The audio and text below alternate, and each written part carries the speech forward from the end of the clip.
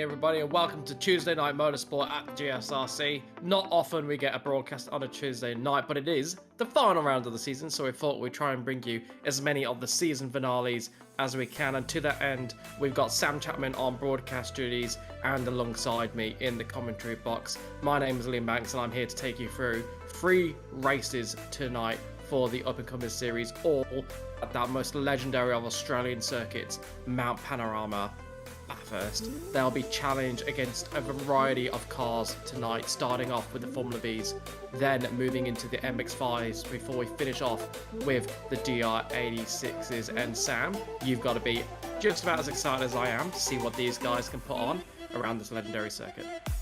Yeah, absolutely. I mean, we haven't seen any of these guys this season. Yeah, very much looking forward to it. Bunch of great cars. A few guys out there tonight. Looking forward to see what they'll put on.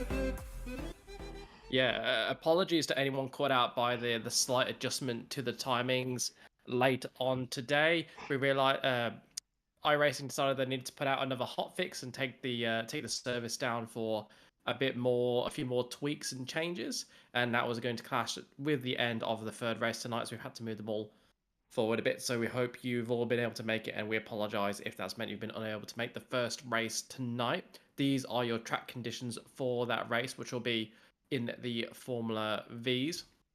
I see absolutely beautiful conditions. Just look at the lighting. That tells you everything you need to know.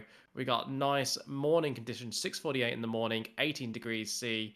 Track hasn't had a time to warm up yet, so it's going to be nice and grippy with those clear skies, and it's going to warm up throughout this relatively short race. It sure will. So I'm trying to work out how long. I guess they get given a lot of time at the end of quali to finish their laps and everything around Bathurst in a Formula V. It probably takes about 15 minutes. So, in fact, that probably leads in well to getting up some qualifying times. Absolutely. Which I can't do yet because qualifying's not finished. So we'll have to have a look at the race tower and see what we can do from that in the meantime. So okay, Yes. and now it's switched over. Yeah, it has. Just as you're about to go through the Yeah. timings with the I was trying to do a hot fix, but that's all right. So go for it, Len. Sam, take us. All right. We've got Ben Woods on pole with a 2 minutes and 47 seconds lap. Yes, the laps are going to be nice and lengthy around here in the Formula Vs. Not much horsepower to get up those hills. We've then got Aidan Schultz alongside him on the first row.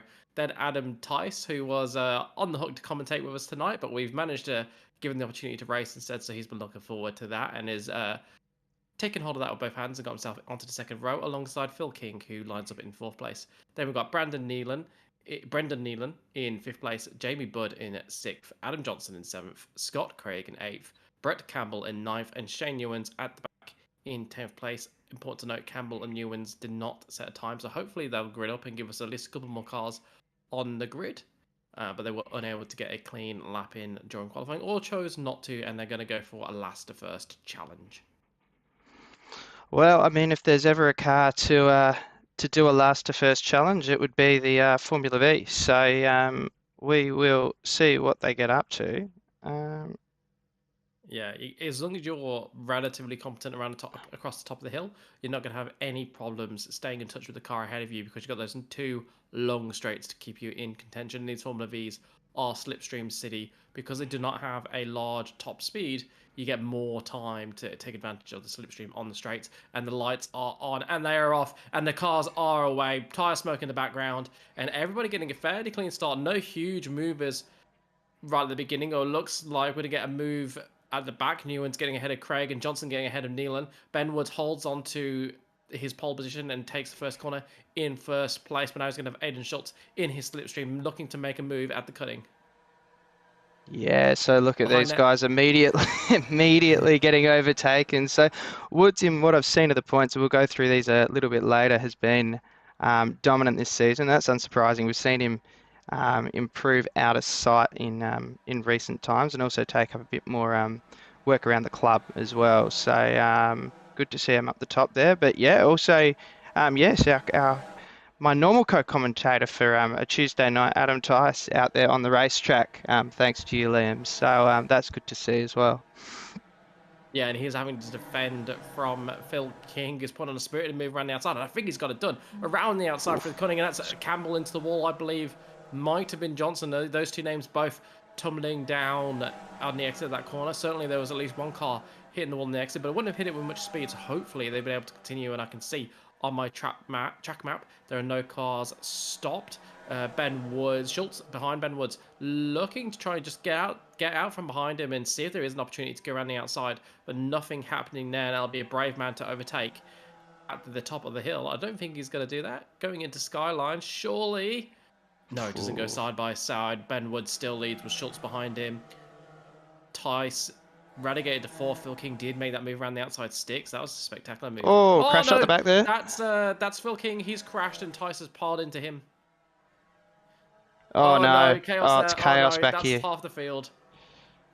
Oh, Half the field caught jeez. up in that. Do we have a provision for a safety car? Well, that's exactly what I was thinking. Well, safety car around here takes a long time. I can't actually see anyone in. Oh no. Oh, it's icy. Oh, what's going on? Oh, jeez. So Oh, come Adam on, boys. Tice loses it at Forest Elbow. Then I think Phil King hits him, which is a reversal of roles from the original contact when Phil King spanned in front of Tice. And then a couple of other drivers span trying to avoid him. And then Campbell, I think, just put it in the wall by himself in Wow. the background while we were watching all of that unfold. So not. I think Adam Tice might be wishing he was in the commentary box right about now. But Potentially, yes. Well, I think well, part of it as well. So, like these guys have done a bit of V's racing with each other. Wow, they're racing close up front there. But you know, we haven't had Formula V's on the platforms of the Gentlemen Sim Racing Club for a while, and they're a bit of a they're oh, and there goes who's that? That's Nealon, I Nealon. think. Nealon into the wall. Gee. This is a pretty savage first lap. There's a lot of guys that have I suffered think some serious damage over here. I think the top three are the only cars not injured, and I can just Oh my see God, you're a right. couple of cars pulling into the pits, and then we've got Woods and Schultz side by side going up to the cutting. They have no idea what's been going on behind them. They probably think everyone's right behind them, having a lovely old race, a lovely drive around Bathurst, not realizing that they're miles ahead because everybody else behind them has had trouble, except for Johnson, who's just sat in third place, wondering where all his fun has gone because everyone Mm. that was around him has just absolutely disappeared. So Woods still holding off from Schultz. I'll be interested to see where Schultz does decide to make a move because he's looking at every corner, but just not really putting it out there yet. And I do wonder Mm. whether he's thinking, you know what, with this power of the slipstream, second place is the place to be on the final lap. Yeah, and this is the thing with the V's, and it's why I was mentioning that we don't haven't done them much. So these guys may not have done heaps of them, and may not have done them with some of the guys who race them quite competitively and really quickly. Um, you've you're not looking to win anything on the first lap. Your job is to make it around the first lap, and stick with a pack, and not get taken out. Because at the end of it, it all comes down to slipstream. You can be a second or more a lap faster, and it's irrelevant. If the person behind you is still sticking in the slipstream and sticking with the pack, and they time their run nicely. So looks like a few of the boys got a little bit impatient tonight. We'll have to go back and have a look. It could have just been bits and pieces of errors here and there, or little touches that send a V careering across a path of three separate cars. But yes, patience is the name of the game in these. Yeah, we should remember as well, this is the up and coming series. These are drivers still learning their craft. And yes, some people will say, okay, they're learning their craft, but they're in the Formula V, which is the entry level Formula car. I guarantee you, this is not the easiest Formula car to drive. I personally, I really struggle with in the Formula Vs. They're very heavy at the rear. You've got no downforce helping you out. They teach you really well. They will, because they punish you if you make a mistake, and they do give you the opportunity to catch your errors. If you get a bit of an oversteer on, you can catch it in these, but only if you've trained yourself to do so. So they give you the opportunity to do that training, to learn how to catch your mistakes, how to really push them. but they're not the easiest car to drive. I would rate them as harder to drive than certainly than a Skippy on warm tires or even the Formula 4. I think these are that level of difficulty to drive. So they're although they are an entry level car, they're not an easy car. Certainly the MX-5, which we see in the next race, I'd be surprised if there's anywhere near the amount of incidents in that because that is a really quite an easy car to drive. But it is a good car for this series, and I just say that to point out that these are drivers that are learning their craft in a car that is not the easiest to drive. So we do expect to see a few instances, and it's just a shame that with only Mm. 10 cars on track, we've seen the majority of the grid come unstuck at the start of this race, and that is a Schultz ahead of a Woods. Yeah, and So it's we've had also a position change for the lead of the race. and Schultz we will has got see that ahead of we'll Ben see that a Woods. number of times tonight, probably multiple times a lap, I would assume. These two are probably some of the quicker guys in this server and look to be managing this race in that vein. We've seen Schultz towards the top of other fields, and Woods is obviously doing very well in this. But yeah, these are mostly racecraft over pace. So, and the aspect where they get very difficult is when, because they're so narrow, you can go 3 wide, sometimes 4 wide, and how you manage that and manage the people around you and avoid incidents through that can get very tricky as you get intertwined with one another. But I would actually, the MX-5 is trickier than it used to be, I reckon, Liam, as well. So I'll be interested to see how they go. On cold tires, it can be a bit of a death trap. So we'll see what happens. Whoa, Wood's very wide there. Definitely Very taking the wide paint off the coming wall, wasn't down. he? Yeah, he was taking some paint off the wall. He's still in the slipstream. They still get the slipstream up until about a second. So you see, look at that time coming down. He's making up, multiple tenths coming down this straight, and we'll be pretty much behind Schultz by the time they get to the bottom of the straight, if not past him. Because look how much time they can make up, even despite that mistake. So this is what I mean about, it's all about sticking with that pack. But yeah, unfortunately, it's just not many other.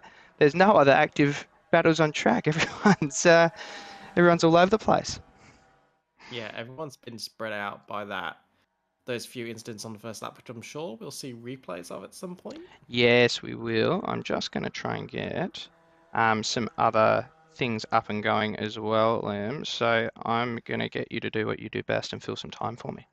Yes, I can fill some time while Sam Chapman does what he does best and goes to find out how to get those replays to you and also get some things like the championship standings and a few other bits and pieces that we want to bring you throughout this race and our two other races tonight. Of course, after this, we've got the MX-5 and the GR86 both at the same track. I'm glad they're all at the same track. It means these drivers are going to be able to use this crash to get some familiarity with Bathurst if they haven't had much time to practice. And of course, braking markers are going to change across these three cars. How you take the corners is going to change across these three cars. But hopefully that familiarity means that as the racing goes on tonight, we're going to get better racing as we go. Each of those races will be the same length. Each of those races will be 30 minutes. There will be a gap in between them in which we will take a short break. But we will bring you every racing lap here tonight and hopefully be able to crown a champion of the Up and Comers series for 2023 Season C at the GSRC. And I think it's going to be between these two because these two are putting on a masterclass, absolutely blitzing the field. Of course, they're the only two not to make a serious mistake. We did see Woodsy just grazing the wall, but it was, he's got away with it. There's obviously no damage on that car, and he is right behind Schultz. Schultz already having made a move for the lead. You're going to expect that in the Vs. It's very hard to get a lights flag victory in the Vs because as Sam Chapman has so dramatically explained, the slipstream effect is so large that's just not realistic. It's not the pack racing that you see in Formula E where it's artificial. What it is it's like these cars have got a super powerful DRS built in. That's what it's like. So if you are close in pace, if there is not a definitive a step in pace between you and the car behind, you will not be able to drop them, which means it all comes down to racecraft. So these cars give you some of the best racing that you will see on the service. It's a shame we're not seeing that now because we just don't have enough cars on track and they're all separated. But we are going to see a great battle between Schultz and Wood for the next 20 minutes. That I do believe. And I And will just say we may potentially see a little bit more of it next season. Not to give any spoilers away. you're going to need to speak up, Sam. Oh, I was trying to stay quiet so that I couldn't be heard over the broadcast. But maybe we see a bit more of Formula V's coming up. I think Sam trying to give a subtle hint there that Formula Fees may feature in the GSRC in some capacity in the future. Of course, we'll have to wait and see what we have got coming for next season. Hopefully, we'll have that ready for you for the Thursday night broadcast, and I do recommend you tune into that. That will be the finale of the Porsche Cup, which is always a fantastic championship. Looks like Matty Dench has got the victory. I believe he's already signed up the championship, but there's some really fast customers like Corey Lazarus and the rest of the Blackout Electrical Solution guys that can give him a run on any individual race. So that finale will be fantastic. I am sure of it. And the Porsche Cup cars, they're just brilliant cars to watch. No traction control, no anti-lock brakes. They are pure drivers' cars, and they are difficult to handle. And it takes real skill to get one of those around the track Oh no, fast. that's And why I those guys can't, display Liam. it. That's why I go for the traction control cars. It's much more easy for a simple man like me. I had Uh, someone in the Discord today, I think it was Michael Ladder or something, going, "Oh, we wish we did easy cars like the Holdens and Fords." It just about fell off my chair. They're the hardest cars I've ever driven. the supercars are not easy cars. I think it's because they're, they're not very good on the brakes. Is it just me, or do you have to Yeah, brake? no, I the feel like brakes are tough. They're so tough. We actually did them for when Up and Comers was Social Series. We did half of it as supercars one season, and especially with cheaper pedals, I found it really, really difficult to get the braking right. I was locking up left, right, and center. So yeah, never quite find pace in them, and have never really ended up going back.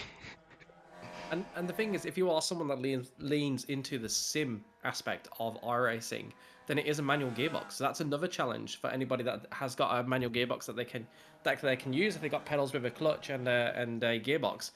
They will be potentially trying to heel and toe and doing all sorts of shenanigans. If you're not used to racing in manual, that takes quite a bit of adjustment.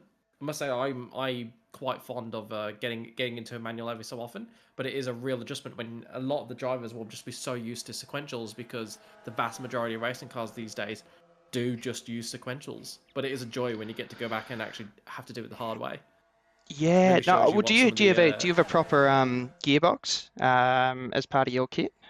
I do actually. I do. I've got one that can. I've got the Fanatec one that changes between the H pattern and Oh, the cool. sequential. Are they good? Oh, I did see that.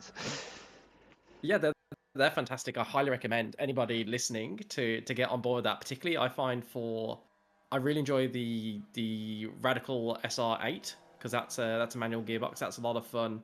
The NASCARs doing NASCARs around the road circuit was a lot of fun, and it's also really good for rallying games because you can just really use the clutch to your advantage when you're doing anything off road, and and it just gives you a bit more control over the weight distribution of the car, which is I uh, I'm Mm, not good enough to get much advantage from that on the road, but certainly in a rally game, mm. you can feel the difference. Yeah, okay. Interesting. I'm seeing as well in the chat, Dale, Sharp, and Josh Zuno are agreeing with my particular read on the Holden and the Ford that it was very difficult. So glad I'm not alone and just not a rubbish driver. Maybe But it's just very different. it Would is. that be It a is. fair comment? I mean, they're very heavy cars. They don't have a huge amount of downforce, and they have a lot of power. Um, all of those things in my view make them difficult to drive. But I mean, yeah, I guess everyone's horses for courses, right? You find downforce a lot more easy than I do, and I find slower things like the V's and that easier. So. Yeah, guess it depends on, your driving style and your setup and, what you started with as well. I started with the V's and have always loved them and, those sort of cars. So, yeah. That's interesting. So I find the V's spiteful little things.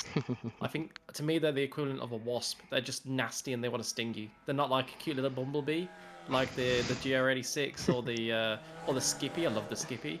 Or what I used to race the Skip B, and I had a B livery Woodsy's for my dropped off Skippy. here as well. Just Yeah, we Schultz is almost really forgot there's a race going on here. well. They were so close for so long, and Schultz. Yeah, Look at that fourth sector, 1.7 seconds. So there's been a mistake for Woods in there. I think he made a mistake at Skyline.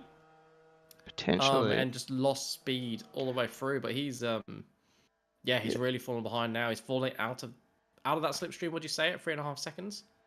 Well and truly, well and truly. Yeah. You're not really getting much of a slipstream over a second. With such long straights at Bathurst, you get given probably a bit more leeway than that to try and catch up if you're a very similar pace, but not much more. So I think he'll call that done. Having said that, he did come into tonight with a very serious championship lead, so I think he'll probably be pretty happy to take this place. I would be surprised if it's damaged because he's continuing to drop quite a bit Oh, of Aiden time. Schultz is in the pits. Ah, Aiden okay. Schultz Maybe is there is a coming pit into stop. pits. 30 minutes is a long race for these. And he's not alone. Woods is in pit. Yeah, Woods is So in pits as well. Must be a unless they pit had a stop. touch and they've been meatballed. But the top three are all in. And they're the only ones that haven't pitted yet due to incident. So yeah, okay, we'll see how this tightens up. Probably Ice don't goes lose around. as much time given how slow the V's are. But who's coming around here? So Adam Tice, the next one around, but he's a fair way back. Oh, Adam Johnson's missed his pit box, unfortunately, by the looks. Schultz and Weed. But Schultz. fortunately, he's got a good 30 odd seconds, I think, behind him to Adam Tice, so he can probably make a few errors. And Schultz and Woods have exited the pits and remain in first and second. Johnson's going to exit the pits and remain in third. But it'll be interesting to see if any of those gaps cool down. Yes, they do. Look at that. That's Tice right there. Only 5 seconds Oh, behind Johnson now. Although Tice will have to make a pit stop, I believe, because he will not have pitted late enough. Unless he did carry on with a bit of damage and then came into the pits a little bit later. If he managed to get to the critical lap, which would be around lap. Gotta be around lap 5 or 6, so it would have been not long ago. So that's for look when they pitted. Tice and Bud pitted on lap 1, so they won't make the end. Neither will Newlands, Nealon, or Campbell, I can't imagine. King and Craig. King maybe. Just maybe. I think Craig's got a fighting chance of making the end. King, it really does depend on how heavy he is on the throttle, potentially, and how much he can fuel save. yeah. I mean, if So we'll he have to could wait and quite see whether happily King sit can make it to the end. behind Bud here for a little while and see if he could save a little bit if that's the case. But it's a long lap to get an extra lap out of around here in a Formula V. Actually, what times are they doing here? So yeah, almost 3 minute laps. So 2 minute 49s, 48s for the top two. So as well, so Aiden Schultz is out. Oh, Ben Woods what's has happened to crashed. Woods? There's big crash. Something's happened here. He's totaled All it. right, He's had to. it's time to Oh, go through some replays, I think. This is getting interesting. So, what's happened here to Woodsy? So, it's come round. Oh, yeah, that's Meatball. No doubt about it. He was pushing that bit hard because he wasn't far behind Schultz after that pit stop, and he was probably I think it was only about a second and a half, so he was probably just trying to make up that space. But that toe is going to be 4 minute toe from there, maybe. So, I mean, the field is spread out, but yeah, I don't know where he's going to come out and all that. I'll get some of the rest of the replays up, and then if we've got time, I'll get the championship points up. If not, we can do that in the break. Because while he does have a big lead, tonight is a super sprint, so you do get extra points. So let's see what happened to Adam's tyres first up. So coming down here, and I think King's gone in front of him. He's got nowhere to go. That sucks. Yeah. Yep. Classic tiled tyres in the V's. And they haven't had that much time to warm up. There's not that many hard corners before that point for a Formula V. It's not. Oh, and then another one with the best music. Classic V. Gee, there was a good jump there, though. Oh, it looked like they landed it. Oh, God. Yeah, okay. No, I forgot how tragic that start was. Lots of boys really suffering there. Was the right. So I'm going down a bit to see. So this is Neil on doing donut. So why is he doing that? So he's taken too much curb, right around, and then he's just got a little bit of nudge for his trouble as well. Once he'd started going around. Well, that's unfortunate. Let's see. So Scott Craig has had as well.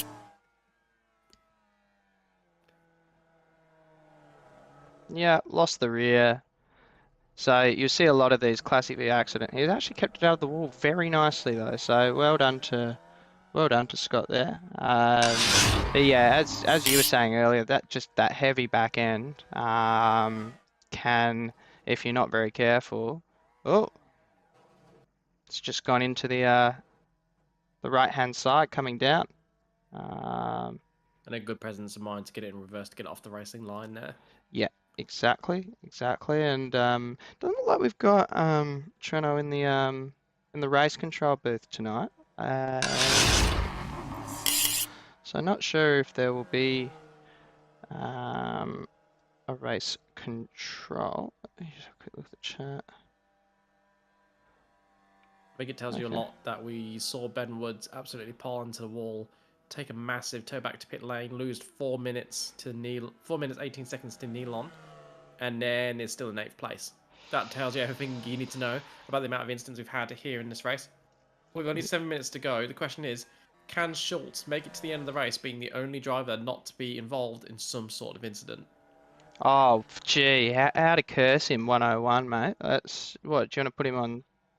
We can do a lap with him just for good measure, just to make it fair for everyone else, right? He's running your golf livery. He is. You know, as well, I put a custom livery on the last couple of rounds, but it wasn't showing up. I made a Bintang livery. A Bintang Zero livery. I did see that. It did Can't advertise alcohol. The GT4 race at Suzuka, I believe. Yes. I remember thinking, that's because he's in Bali. Yep. Yeah, it was some of my best work, quite frankly, but didn't make the broadcast, sadly. So I'm not sure. Trading paints being a pain again, I'm sure. But yeah, I'm glad it showed up on your screen. It's not me being a dill. Yes, as we follow along with Aiden Schultz, it's actually, I mean, it's tricky because you can easily, when you're going over hills in these, you can easily lose that rear with it being so heavy compared to the rest of the car, and not having much power to be able to power out of a mistake if one comes around. They also don't have ABS these, so that you can lock them up if you really put the brakes on. Unlike the 86s and the MX5s, they are just a base little car. It's really just the next step up from a go-kart, and the livers are similar sort of racing in many ways. Interesting one to listen to as well. So I'm not sure, have you got sound your side for the cars, Liam, or have I not gifted that to you?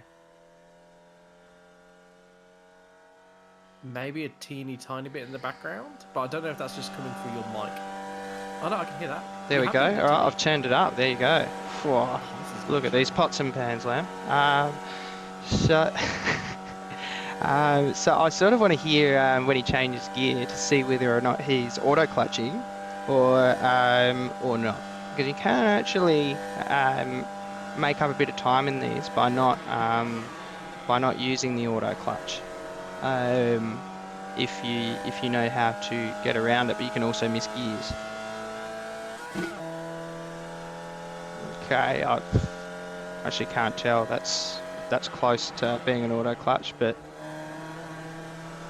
it's not that instant. Sometimes you listen to John Merritt's and they're just almost instantaneous. It's unbelievable. Sounds like a sequential box. I think you're right there. Some lovely lines though, isn't there? Yeah, yeah, it is. I mean, it's a good car to learn lines as well, because you've got you got time to do it. So Adam Tice is back into pit lane.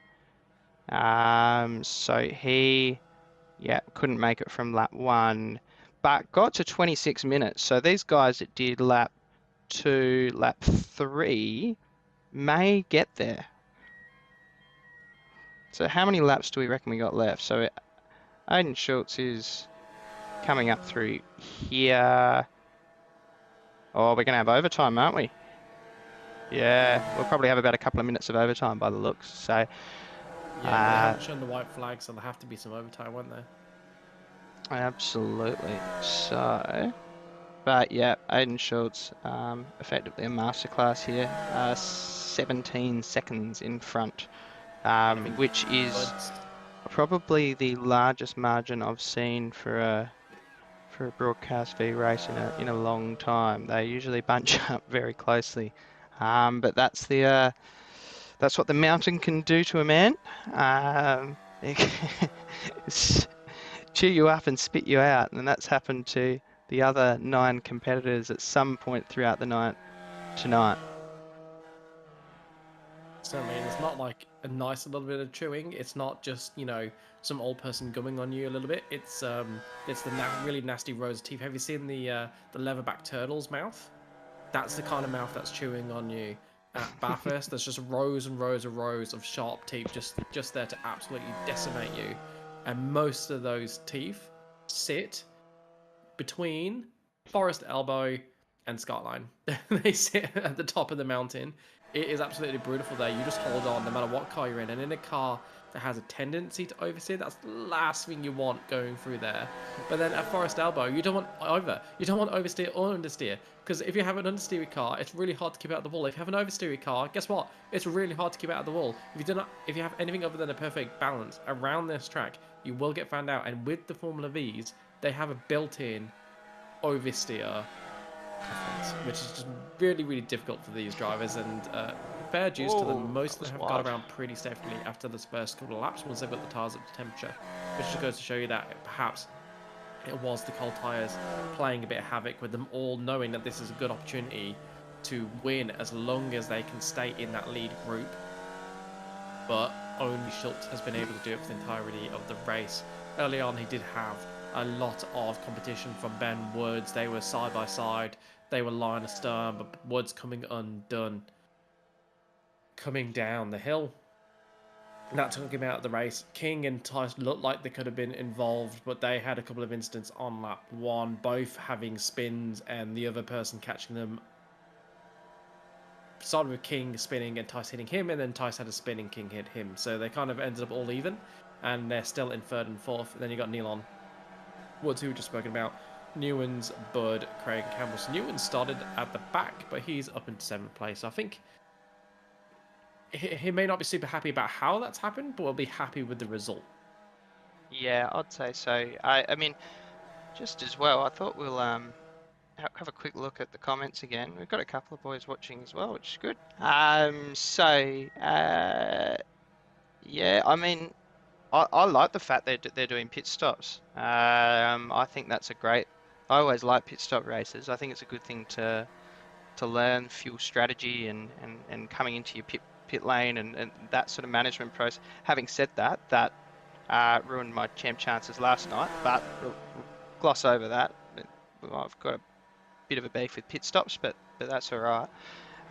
As well, so yes, this is a very depressing fact. We must take stock of. We're doing the finale at Bathurst, but iRacing in their infinite wisdom have taken away our one true love, the jump, with all the new physics updates. So unfortunately, we won't see V's flying into the air quite as we'd hoped, but nevertheless, it's we'll cope, won't we, Liam? We'll cope. Well, what they have done is they've made the gravel act a lot more like gravel.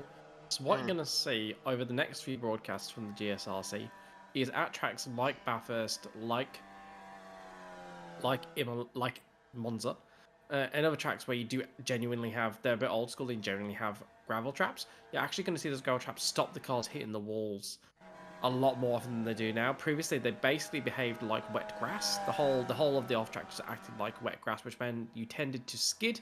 It was very hard to stop, and you tended to end up in a wall. And a lot of drivers would have got used to that. Instead, now, if you hit the gravel, you'll actually dig into the gravel, and it will stop your car, which means we're going to see more cars able to run to the end because they were able to push in corners where there is gravel and know they got a bit of a safety net there. So it'll be really interesting to see if it affects everything as we watch Aiden Schultz cross the line for a victory that was not in doubt ever since the moment Ben Woods lost it coming down the hill.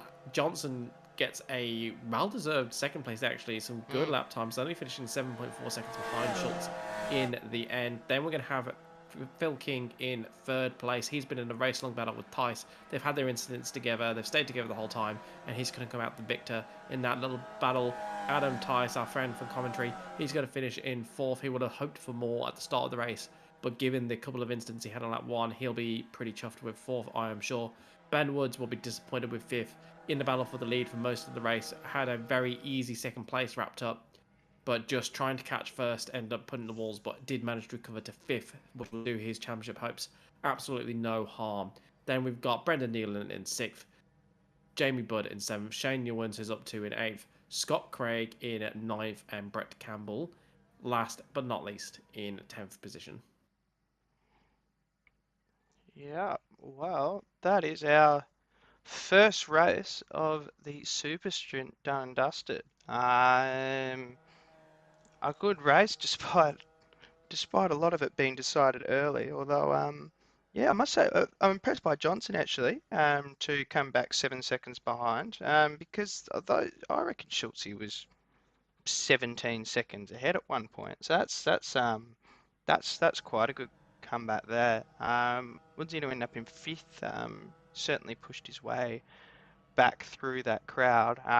But the decades long tow round here did really hurt him. Yeah, as well, rightly, because part of the thing we're looking at as well on this new update, and Josh Gino was noting it, is that there are certain little, as with any change to racing physics, there are little exploits that are around as well that won't be accepted in the gents, and yeah, so like braking a little bit on the grass to get a bit of rotation and that sort of stuff. A bit like that whole Spa debacle with the cooling of tyres.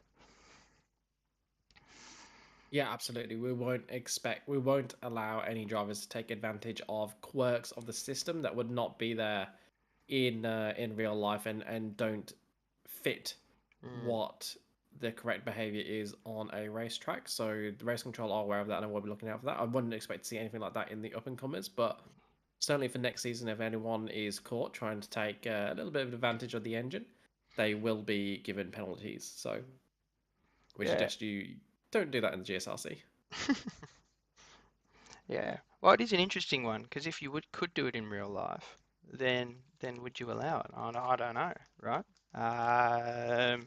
Probably you wouldn't because it's risky, and you've got to pay hundreds of thousands of dollars for your car. But yeah, it's an interesting one to prosecute. So I'll just see.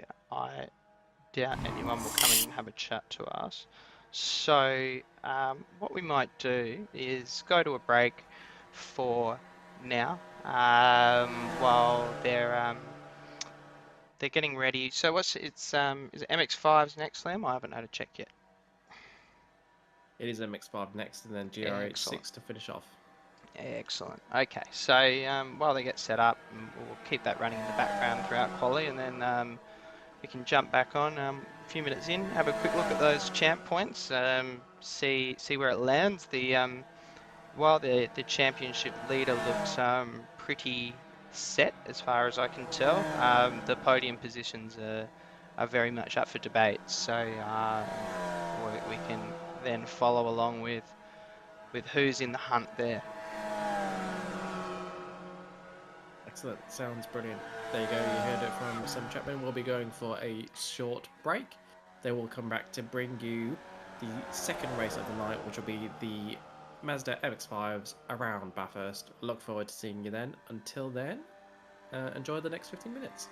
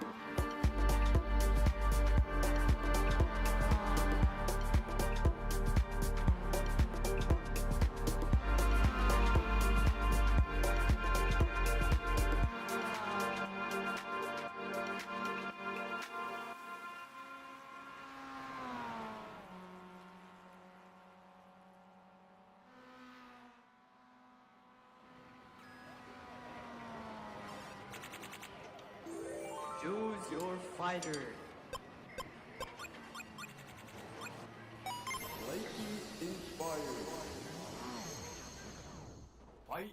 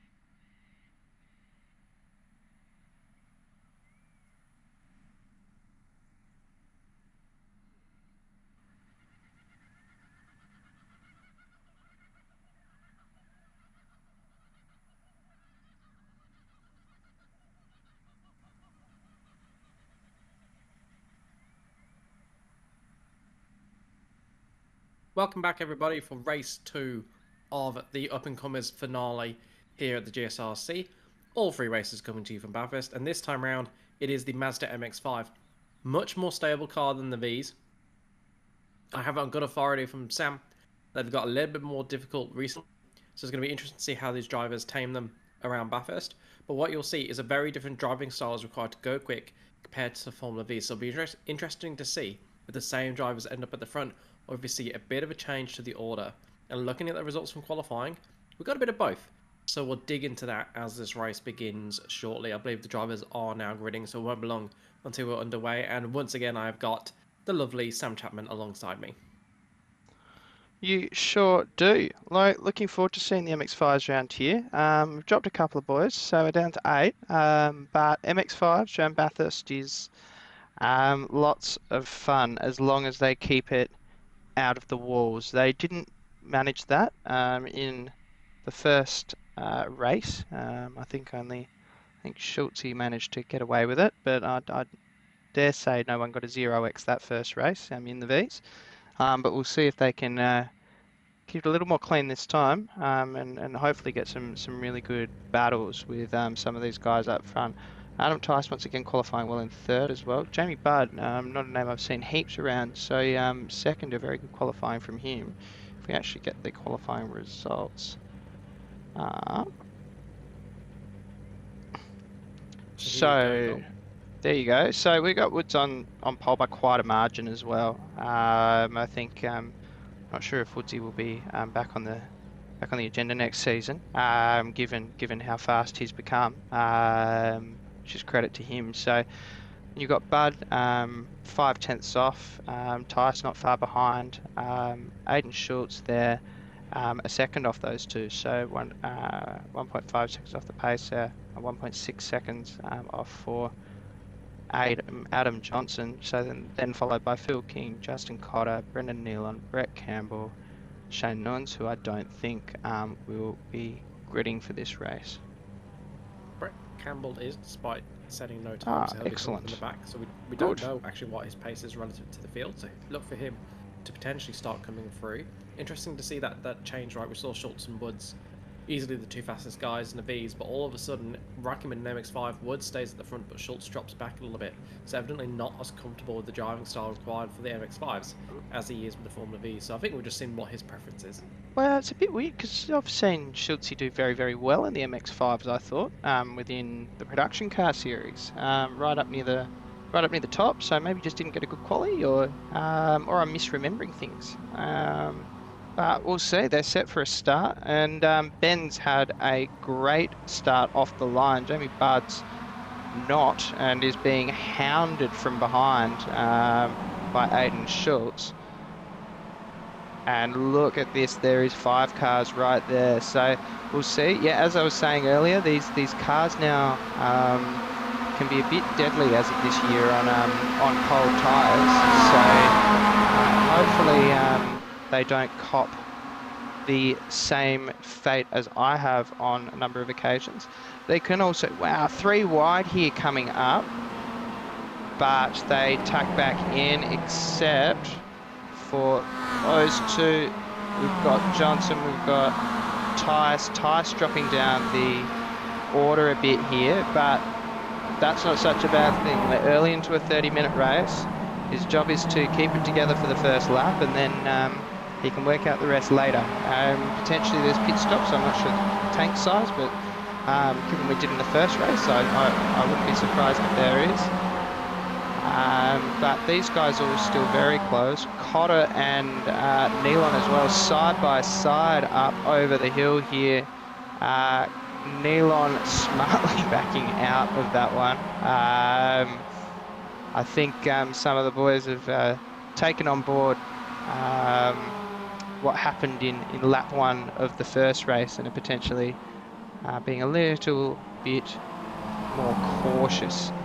But we'll see if anyone seems to be holding it together, touch wood, down through this section, which is an easy place to lose the rear.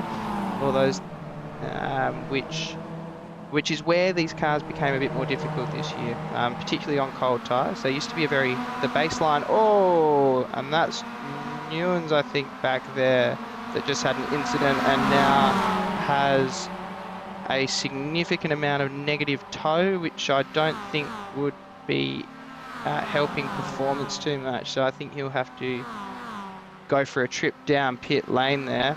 As well, we've got Phil King and Adam Johnson having a great battle here. A three-way fight now with Ticey. And actually, a bit of cream rise to the top here. Aiden Schultz is in second place after starting a bit further down the pack. So he'll go after Ben Woods, who at one point pulled out a 2-second lead. So we'll see if that fight that we saw earlier in the night can continue, and see whether Ben Woods can keep it on the black stuff this time. Yeah, Woods had a fantastic first lap, aided by those behind him, not all getting fantastic starts. In particular, we had Jamie Budd in second place, not getting a good start, and then Adam Tice as well, coming under pressure immediately after the start of the race. And that meant that you had second down to fifth all battling together, and that just let Woods drive away without having to worry about defending, taking the optimal line, and he's made the best use of that to get a 2.2 second lead. Tice managed to hold on to his position in the end. He did lose it at the start, went down to fifth with Adam Johnson, I believe, around the outside, but has managed to make up both those positions he lost to finish on the first lap a net third place, and 0 positions changed. Phil King's got up too, so he had a fantastic start, and Nikota, Nealon and Campbell have all got past Jamie Butt, who's down into 9th place, and then Shane Newens we saw hit the wall. He's in pit lane, so he didn't qualify, and then he had a good start actually. He was up 2 positions, but then just got it wrong at Forest Elbow and it hit the outside wall. Not for the first time tonight have we seen that wall come into play, and we're going to see it come into play a lot more times for the end of the night. That's Jamie Budd going for quite an ambitious move. He's got himself on the inside at the top of the hill, and he's just scared Brett Campbell out wide, and Brett Campbell in the Mario livery just letting him through, which is probably the best move. Now, however, he's going to be able to just try and stay behind him through here. Bit of a twitch there for Bud. Did well to keep control of the car. Just shows you how hard he is pushing. That's Nealon wide. Brendan Nealon going wide. Looked like he might have scraped the wall a little bit, but he'll get away with that without too much damage, but does lose positions to Bud and Campbell. Absolutely. So again, they've spread out a bit relatively quickly. So this is the closest battle on track currently. So Phil King trying to defend from Adam Johnson. Phil King doing quite well there in 4th as well, which is good to see. But we saw Adam Johnson have a very, very good first race. So we'll see if he can get to the bottom of Phil here. Give me a check as well, Liam. I'm going to go see if I can get some points and some stats up for us in the meantime, which is what I meant to do on the break, but we ended up having a chat. Yes, we had a lovely little chat to Daniel Saar, who was watching. Thank you very much for joining us in the commentary box. And we had a little bit of a sneak peek at what might be coming up next season. And I have to say, that is a fantastic group of championships that we've got coming for you next season, which will kick off in a couple of weeks' time. So there will be a week off, and then we'll be back for term 4, final term of 2023. 10 more weeks of racing action, and that will be absolutely spectacular, because I have seen the list of the championships, and there is a mixture of some great new championships and some favourites return. Oh, it's just gonna be brilliant. It's gonna be brilliant, and some big changes compared to what we've had over the last few seasons. So those will be revealed formally in tomorrow night's broadcast, which Daniel Saar will be lending his very, very accomplished voice towards, and he's been working on the little promo that we'll have to show that off. So do tune in tomorrow night to find out what is going to be happening in the GSRC next season. But until then, stay with us, because we're bringing you brilliant battles like this between Adam Johnson and Phil King.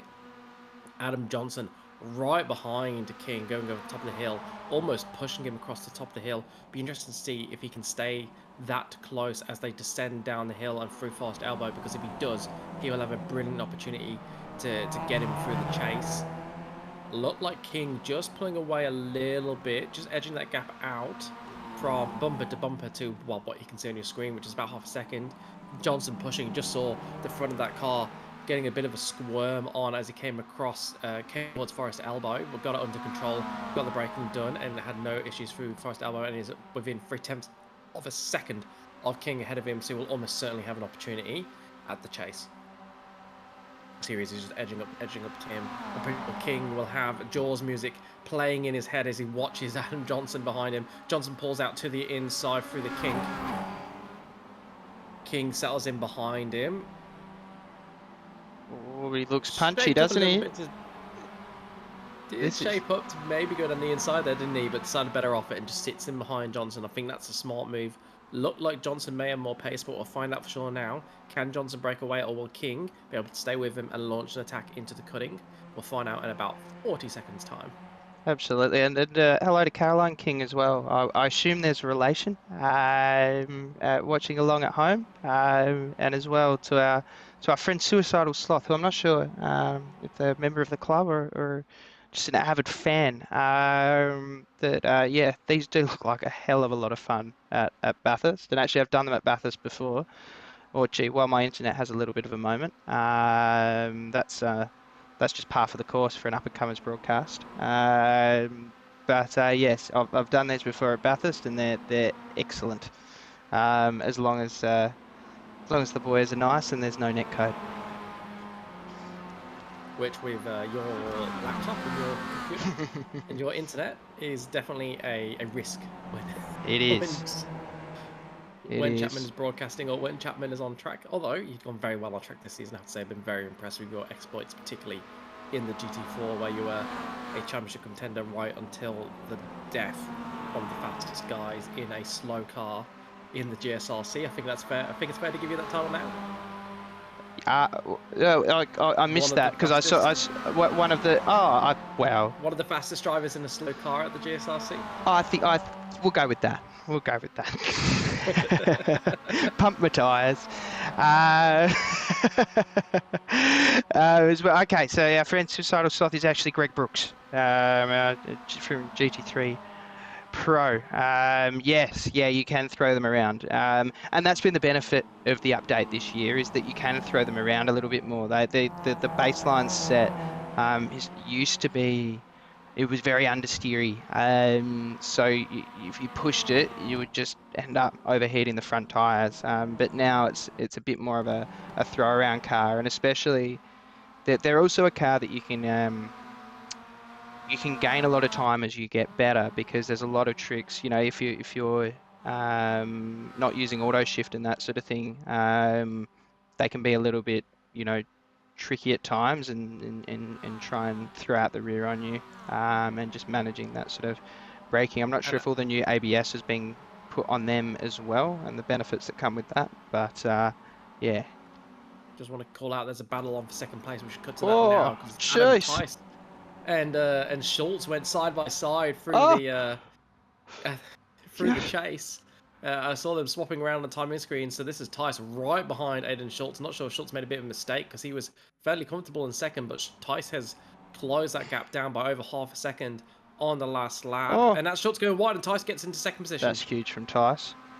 Brilliant from Tice. In fact, actually, Brendan Van Ryn chimed into the chat as well, saying Adam Tice is catching Schultz. So I'm glad everyone else is paying attention. Yeah, no, that's put Adam almost 2 seconds ahead of Schultz now. So brilliant race. And actually, we did see Adam early on getting a bit eaten up by the rest of the crowd as they were coming through, and just going, yeah, you know what? Like, I think he went down to 6th or 7th and going, yeah, no, he's playing it safe. He's got a whole race. He's got 30 minutes. And by 11 minutes in, he's back up to second. Now, I'm sorry if I've now put the absolute curse on him.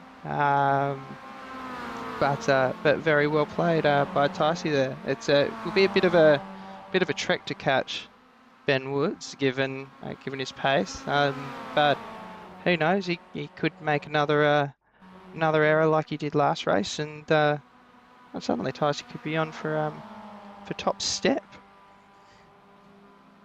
Yeah, absolutely. He'll be very happy with where he is. And look at the gap he's pulled on Schultz already. 2 seconds gap.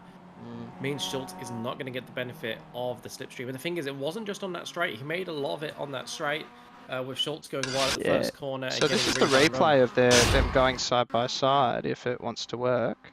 So yeah, right down side by side through the chase. And he's Schultz not tried wanting to give catch up. it on the outside. And nope, he's given him the place and just gone, no, find another day and let the race come to him. So yeah, hats off to Adam Tice. Yeah, very patient. And in due time, the mistake came from Schultz, and he's able to take advantage. And now he's pulled that gap out to 2.75 seconds. And in And fact, actually, Schultz Adam falling Johnson under a is lot of right pressure on from his Johnson. They're tush. side by side. That's Johnson on the inside, getting past Schultz at the chase. Wow. Schultz going to try and come back. He's got a better run out of that corner, but it's going to be on the outside for the final corner unless Johnson moves over, which doesn't look like he's going to Let's do. He touch does it. in the end. Schultz dives down the inside, tries to get it done. There's not much space there. Oh, so close to touching, but Schultz not able to make the position. Just unsettled the car a bit too much on that curb. Johnson able to take the outside line, carry a little bit more speed, and he stayed ahead. But is that going to be enough for him to be safe at the cutting? If Schultz can get through here better than he did last time, which he duly does, leaves a little bit of margin there to make sure he doesn't go wide. He'll have the slipstream from Johnson all the way up to the cutting, and we'll see if he makes a move. Absolutely, and that's brought Phil King right into this battle, just off the edge of the slipstream, and I would assume by the end of this, given they're going to probably try and go side by side again, he'll be right in that slipstream to join this battle as well. So race coming to him a little bit too, as Adam Johnson goes right out wide. So King will have the run here. He'll have to take the outside. The outside isn't such a bad place to be, as long as, nope, he gives it up. As Johnson is a bit defensive on the inside there, which gives Aiden a little bit of reprieve here, but not much. He's still only 7/10 ahead of Johnson behind him. King, I think if he's smart, will sit behind for a tick and make sure that Johnson can catch up Schultz here before going. Whoa, that was close from Schultz to the side there. Wow, he is pushing this car right now. Yeah, he really, really is. We saw that last lap when he got it wrong at turn 1. Yeah, the thing is, he wants to break away, doesn't he? He's got that mentality of, I want to get away from the car behind so I can get back to driving my own race. But I don't think that's going to happen. Oh, that was so sketchy through there. Doing things like that, And he's going wide here, and now he's going to he's once again going to have problems going down this straight, you know, and losing this spot even before the chase this time. So he's going to pull back out. He's not happy about it. Well, I mean, hats off to Adam here. He's putting on an absolute show for us. This is some excellent racing for them not to. Oh, jeez. Oh. Well done, boys. Schultz holds it on around the outside. Johnson had the better line through there, but Schultz holds on. Is Johnson going to launch him into the final corner? I don't think Wells going to sit behind him and saying, you know what, Schultz, I've watched you make a mistake into the first corner. I'm just going to let you do that again. With the way you're driving, gets onto the grass again. Schultz taking every bit of track and a bit more as he gets around here, getting the car all out of shape. He needs to settle down, otherwise he's going to come unstuck pretty soon.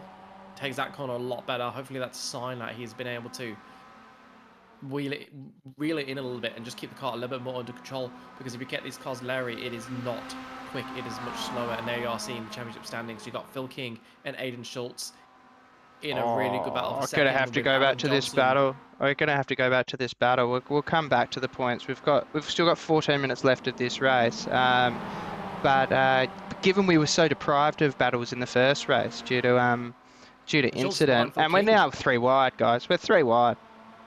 Well, King's going. Ah, no, it's my time now. You guys have done enough. Oh, a bit of a hip and shoulder there. Aiden Schultz says, no, buddy. I'm here. Not having an absolute bar of it. He tried to go around the outside at they're cutting, and every time we saw someone try and go around the outside of the cutting, they lose about a second. They lose so much time trying to carry that line. None of them have figured out how to take it quickly. So Aiden Schultz did that, trying to hang on the outside of Johnson, and Phil King just took the racing line and snuck up at the inside and said, thank you very much. But Schultz didn't want to give it up, had the inside line for the next corner and just decided to stay there, and then Phil King ended up sitting behind. But I think Phil King will fancy his chances here. He's seen both of the drivers ahead make mistakes, and he'll just be looking to pick up the spoils. There's 12.5 minutes of this race to go, and he will fancy his chances of getting into the podium positions, because that is what is on offer in this battle. If that's Johnson touching the wall, getting too deep at Forest Elbow, a bit of understeer in the car, and just touching the outside wall, that's going to hurt him all the way down. As well as a battle down here as well. Bud just getting past Nealon here, but we're going to have to flick back because they're side by side again. This time Johnson and King. Schultz has pulled out all of 5/10. So one of the largest gaps we've seen in a while with these three. But whoa, King really deep. Oh, he did not pull that up. That's jeez. Not leaving any margin. All determined to throw it away. Okay, so Johnson coming into pit lane. So we must have a pit stop on our hands, and he's gone back. This is wasting time. Let's get this out of the way. Wasting time or just risky, which it is risky. And now Phil King's decided, you know what, I'm gonna play ball here. You're gonna give me a hip and shoulder. I'm gonna dive bomb from a different postcode. It's game time. So this is now the battle for second, now that there's been a few drivers into pit lane. Yet to work out exactly what the adjusted order will be, although I would assume Tyce will still be there in second. Once again, we haven't seen that much of him because he's been all alone up there, but we'll see how far out they come from one another and whether these two come in this lap. Potentially, I mean, King, he's been sitting behind them this whole time. Could he have saved any fuel? That could be a bit of a difference maker here, if he can pop out a second or two in front of these guys, if they're gonna keep fighting like they have for the rest of the race. Well, there's just as equal, there's just as likely a scenario that he's been able to stay with these guys through the use of slipstream, and without that slipstream, he may not be able to hold up the pace. So it could go either way. Staying an extra lap, what that guarantees you is it guarantees you an opportunity, right? It gives you a chance of getting past the guys you're racing against without having to race them on track. And particularly if, say, Johnson goes into the goes into the pits and ends up coming out alongside Johnson, and they start battling. Well, that could give King the edge, but it's not going to give him the edge. He's hitting the wall at the exit. That's a great camera, Adam Lavis, if you're listening. That's a great angle. Oh, wow. So we've seen all three of the drivers in this battle touch the wall at the exit of Forest Elbow. All of them continue on with relatively minor damage. None of them visibly being impacted. It'd be interesting to know if they feel anything in the car, or whether they do lose a bit of speed on the straight, thanks to a little bit of aero damage. But here we've got Phil King, and then going wide at the bottom of the hill. It's so often you make one mistake and then you compound it and make another one next, because you just get out of your rhythm. You can end up driving a little bit tilted, and it's so easy to do. And one of the things that marks the very best drivers is they are able to make a mistake and they will not make another one soon afterwards. But these two, they've done a good job to dive into the pit lane, and now we're going to find out where they come out in relation to Adam Johnson. That's the battle they're in. Tyce is surely going to go through, but where will they feed out in respect to Johnson? Yeah, absolutely. They would have had to waste a lot of time to yeah, it's be interesting. So Jamie Budd not that far, only 4 seconds behind Johnson as well. So there's a chance that he could potentially get involved in this battle too. So if we have a look, Woods is out of pits. Schultz and King both looking like they've had decent pit stops, coming out largely together, although King's lost about 6/10 on his. And there's Johnson. So Schultz and King are going to come out ahead of Johnson. Early pit has not worked for Johnson at all. Yeah, I mean, we'll see.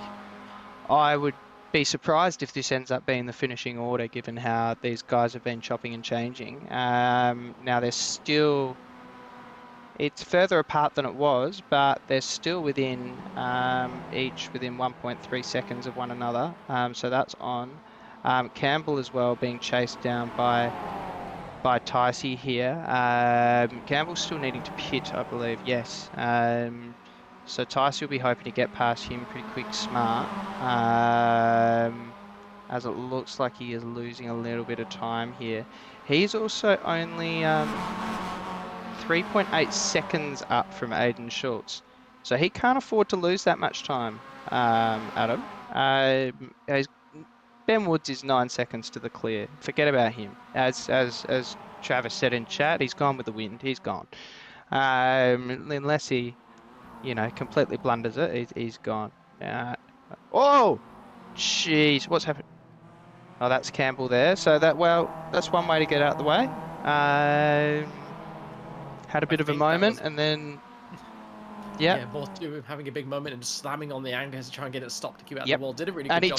Yeah, did he not? Yeah, well, that's not an easy place to catch a slide through there. So well played to keep that together, and well played to Adam not to hit him. Very clean driver, Ticey. And very good at avoiding those sorts of incidents, which is why he sits in second place now. He's played that smart, safe race that he's very good at. So let's have a look. So Adam Johnson now within a second of Phil King here. Phil King 1 point. He looked really good going into that corner through there. He's looked, that dive bomb earlier. He just seems to have the brakes going through there, because look, he's caught up. He's caught up with Schultz here. He's only 9/10 behind. This battle pack's starting back up again. There's no doubt in my mind it's starting back up again, and Ticey's only 1.7 seconds ahead after all that debacle. So if he doesn't really hit the gas, this could be a 4-way battle for second place. Yeah, and it's going to be a 2-lap battle, I imagine, as well. Might just be 3 with the amount that Ben Woods is ahead of these guys. We'll have to wait and see whether the white flag is thrown by Barney on the next lap. But what we do know is we're going to have a battle, and we need to send a Christmas card to Brett Campbell, because what he's done there, completely legally, because he was in a position legitimately, having not pitted until a lap later than these guys. He first cost and Tice around 1.5 seconds, which put Tice into the clutches of Aiden Schultz. And now Aiden Schultz has got a target to aim at. He's going to grab onto that like a bull terrier with a chew toy. And then he just stayed ahead of Schultz enough to slow him down and let King and Johnson just make up that bit of a gap, but not cost Schultz too much time to Tice. I'm not sure there was a little bit of an incident for Tice, or he just didn't get the final sector quite right. But Schultz was able to maintain the gap to Tice, even though he was being held up by Campbell, and Campbell was in the meantime compressing that gap between Schultz, King and Johnson. So now we have a 4-car battle for 2 podium positions in the penultimate race of the series. Yeah, and then so King's had a bit of a moment there and has dropped about 5/10 to Schultz, but he's now within a second of Ticey here. This is game on for second place. Whether or not King will be able to catch this back up, I think will largely depend on whether or not Adam and Ben Woods had a moment. Ben Woods has gone off. Oh no! There he is, pulled over. Oh, Benny! Adam Tice takes the lead. Oh, come on, Ticey! Come on! Okay, we've got to get a replay of what happened. We do, but oh crikey! Oh, that's Johnson. Johnson's just dived down the inside of King. Johnson is in third place onto the podium. It's now a 4-way battle for 3 podium positions, including the victory, including the lead of the race. Ticey's in the lead. He's got 4 attempts on Aiden Schultz with what I believe will be 2 laps to go. We wait to see whether Barney is there, waving the white flag. So what has... Oh god, they're side by side, but I can't... It'll be 2 laps. Fuel. Yeah, he's fueled. there's something wrong. He's had something else happen, I And that's reckon. Schultz driving down the inside of Tice. Oh, and Oh it's my banging. gosh. Door banging on the exit of turn Aiden 1. Schultz with the fastest lap of the race last lap as well. A 2:33.74. I think that's the only guy who's been in the threes so far. He's absolutely pushing that car. He's going to push, and we've seen they're very different drivers, right? Like we've seen Aiden is more than happy to get the shoulders out as he's common in MX5 racing and sort of works. Adam, you know, consistent, safe. But yes, can he hold off this charging bull behind him? That they've bolted from Johnson and King behind. There's almost 3.5 seconds to clear, although that does seem to be dropping a bit. So it does look like this is the battle. If we're having a look at the lap times here, once again we're going to go into overtime, I think, aren't we, Liam? I absolutely think we will, because we did not get a white flag last time round, and we will get a white flag from Barney before the end of this race. And next time round will be the last lap. Ticey leads. He's got 1.5 laps of this deadly track to go. Schultz goes deep there. That'll give Tice a couple of attempts on Schultz. Give him a little bit of breathing room down through Forest Elbow, which is just what he needs. Schultz will get the benefit of the slipstream all the way down the Conrod straight, but I don't think it's going to be enough to put side by side into the chase. And Schultz loves going side by side for the chase. Then they've got Johnson 3.5 seconds behind, but he's got Phil King within a second. So that battle for third place is still alive, but we do now have, as you just pointed Adam's out, trying to get rid of the toe here. He's weaving. He knows it's up for debate who's going to be the victor here. I mean, if Schultz is smart, he'll stick behind until he comes round down here for the next lap. But will he be patient? I hazard a guess. Going a little bit wide there, carrying a lot of speed, using the grass, and able to just wheel Tice in the space of a corner. He's going around the outside at the last corner. That's not going to work, but he's going to try and go for a bit of an up and under. Looks like he's got that done well. He's going to put him on the inside, going into corner 1 on the final lap of the race. There he is. There's the white flag. There's Barney. We're going to get a little bit of overtime here. Tyson's going to have to hang it around the outside of turn 1 if he wants to maintain the lead of this race. Attempts to do so, but is unable to make it stick. So that is Schultz in the lead of the race at the end of turn 1 on the final lap. Will Tice launch a move into Griffins? We'll have to wait. I think. I doubt it. I reckon he'll wait to the chase. I reckon he'll wait to the chase. I think he'll wait to the chase until making that move, which is the right place to do it, because you can potentially seal it there, and if you don't, then you can give it one last crack into the final corner. And that's King getting ahead of Johnson in the background. King is into third place. Johnson going wide. Griffins and King able to get down inside. To be fair, I think King was on the inside as he entered the corner, and Johnson had no great race from King as well, actually. Been impressed, and Adam Johnson as well. All these guys have raced really well. Adam Tice is within 2/10 though, as they come across here. Now, no, he's not going to try over here. I don't think he will. But yeah, look how little room Aiden leaves on the outside. He's pushing this to the absolute. We've seen this all race. I don't know how he's kept it from being, relatively seriously damaged, to be honest, as they come down through here. Now this is a tricky little braking zone. It's going to set up everything going down the final straight, the final opportunity. It looks like Schultz has the run through here, but Ticey is within 4.5 tenths. By the end of this straight, they will be side by side. So which side does Schultz want to put him?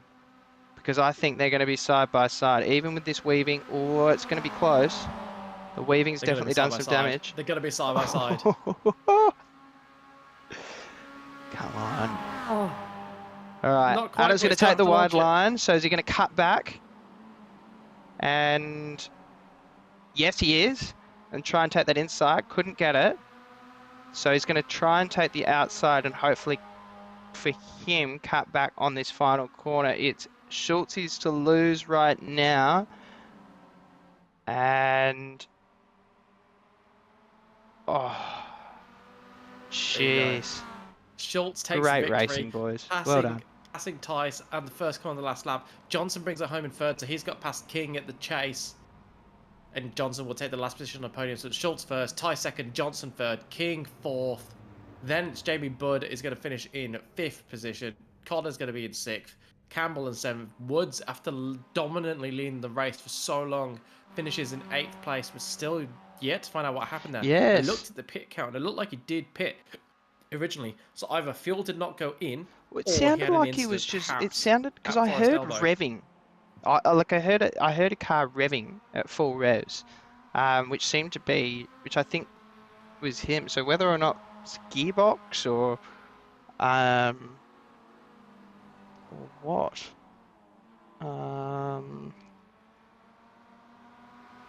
So I'm just gonna have to try and actually I've got an idea. So we go here. So he seems to be at full pace here.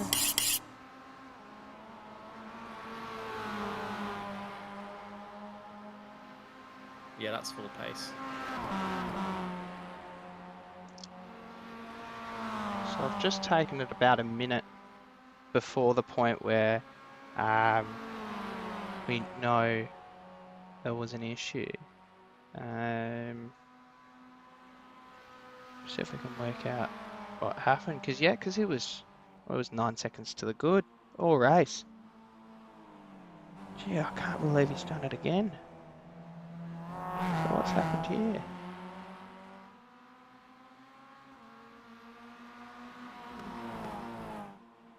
Okay. You know, and whether it could be a tech fat or is he hit? Yeah, he's hit it. Yeah. I reckon he's. And then black and orange. Yeah, flag. look at that. Look at the rear wheel. It's not moving. Yeah. He's broken it. He's broken the diff or something. It's not on the ground. Oh, Benny. How many times have we seen people make similar contact to that wall and get away with it? Yeah, yeah. It Oof. was a pretty hard contact, but crikey, that is unlucky. Oh, no. Well, gee. Well, this gets interesting. I mean, well, that gives us a chance to, because we didn't throughout that race at all. We'll just play some replays in the meantime while I do this. To actually properly look at our championship points at the start of tonight. So Ben Woods, like, way out in the lead, right? 130 points. 170 points. Quick maths. But has won all three cars. So they've done the Formula Bs, the MX-5s, and the 86s throughout the season, and he's been dominant in all three. Phil King coming into the round, sitting in second place there, followed closely by Aiden Schultz and Adam Johnson. So they're all within very close proximity of one another. Ticey's well not too far off that podium, sitting in fifth place with 570 points. So a good performance from him in second place here. He could be in this battle for the podium positions as well. Greg Padgett, unfortunately no points for the GR86, but here on the mend, which is good to hear. And then Scott Craig, Mick Clinton, Justin Cotter and Kester Ward make up the top 10 in the championship there. But things I would have a look at there. So average qualifying of second place for Ben Woods and 1.7 for Aiden Schultz. So very good qualifying from those guys. Along with, once again, Ben Woods' average finish second compared to, fourth and fifth for the other contenders there. So been a very good season from him, as well as the bonus / penalty points total. So for those at home who may not have who may not, I guess, know the points intricacies of the GSRC, you get bonus points for certain things. So one of them is if you do a fastest lap or you do a pole lap, you get 2 points, or if you get a top 10 qualifying, you get 1 point. But one of the biggest impacts on bonus and penalty points is if you get through a whole race without having any sort of incident, so not going off track and not having any significant touch with another car, you get a number of bonus points, and that's where both Ben Woods and actually Aiden Schultz have been pretty good this season. But not around Bathurst. Well, that's just it. So I do. In the past, we have sometimes had the producer-in-chief Adam Lavis doing live points for us, but tonight, given it all seemed fairly locked up, I don't think we were going to. But goodness me, actually, I'll see if I can do a few live points over the break if I get around to it. We'll see roughly where we're sitting here after all that, because particularly that podium battle could be very much up for debate given there's extra points on offer tonight. Yeah, speaking of breaks, I think what we'll do is we'll wrap this second race up for now. We'll get to a break, we'll get those points done for you, and we'll see if we can get into the broadcast for the third race a little bit early so we can run through all of the championship podium permutations before the start of the next race. So we'll be back with you in about 15 minutes time. Don't go anywhere, we will be back very soon.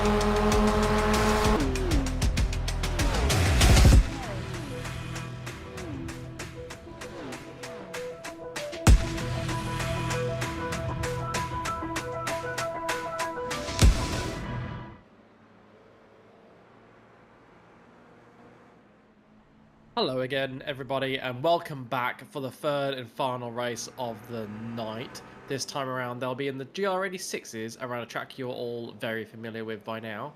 And in this break, as promised, Sam Chapman has been very, very hard at work getting the points table updated so we can let you know how things stand going into the final race of the Up and Comers series for 2023 Season C at the GSRC. But before we bring you all of those points, I'm going to throw a surprise at Sam Chapman here and see if we can keep up, and say that we should probably thank all of our sponsors that allow us to put on broadcasts like we have tonight for the Up-and-Comers. And if you would like to see the Up-and-Comers broadcast more often, please do consider sponsoring the series for next season. Of course, we do have a broad range of sponsors at the GSRC, and they are rolling across the bottom of your screen right now. We've got Waste Options, who support the GT3 Championship on the Monday night. That was just won by I'm gonna skip that because we just missed the Tube Finance, Insurance, and Wealth. Then we've got Blackout Electrical Solutions, Fisher Door Lawyers as sponsors as well. Flash Graphics, Login Systems,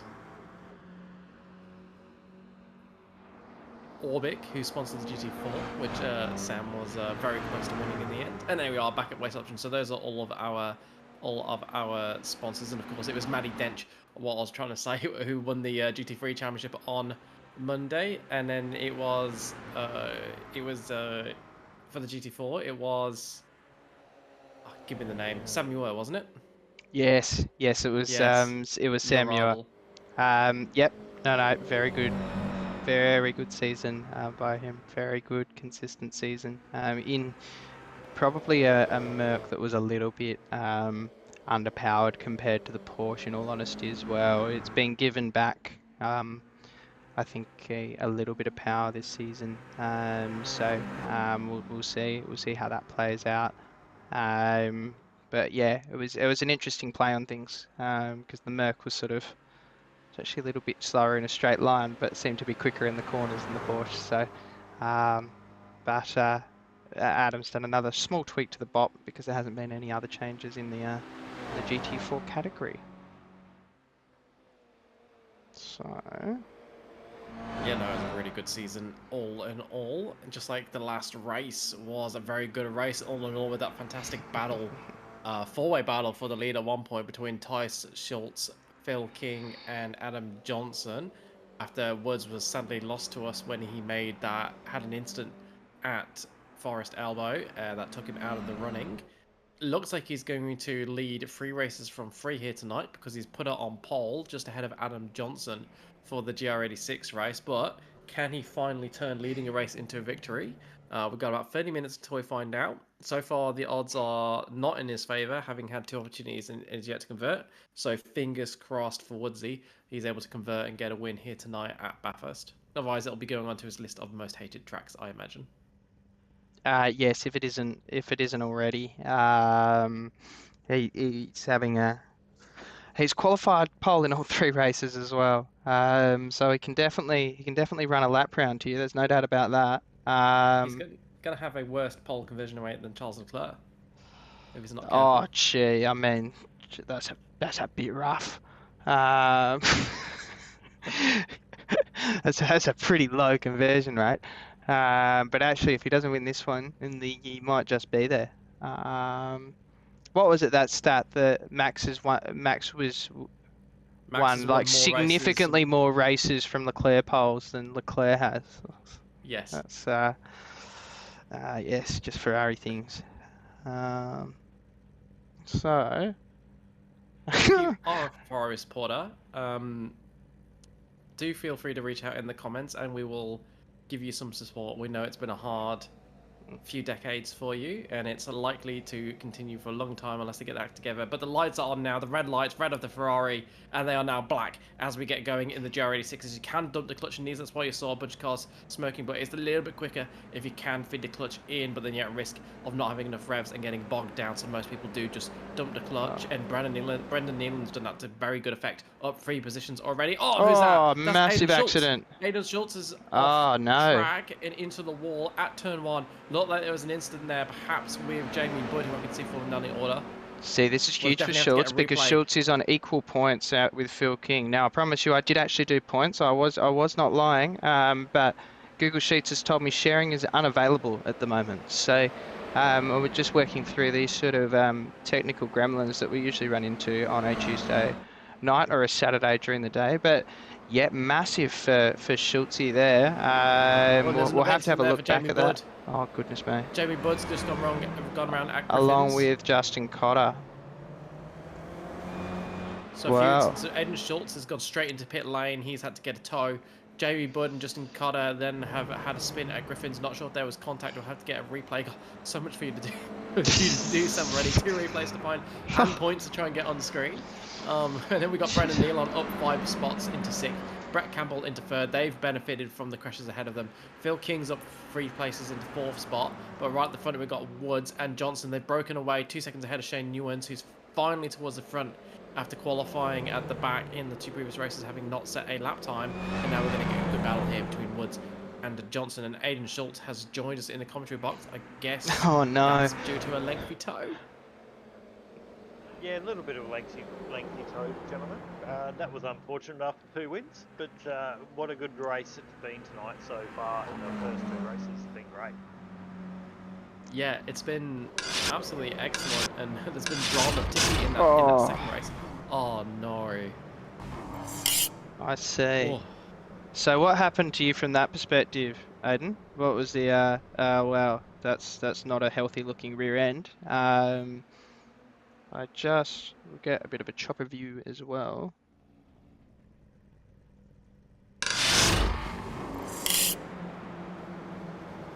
Ah, okay. So he tried to close off that corner. He wasn't having a bar of it, and that was the end of that then, I guess.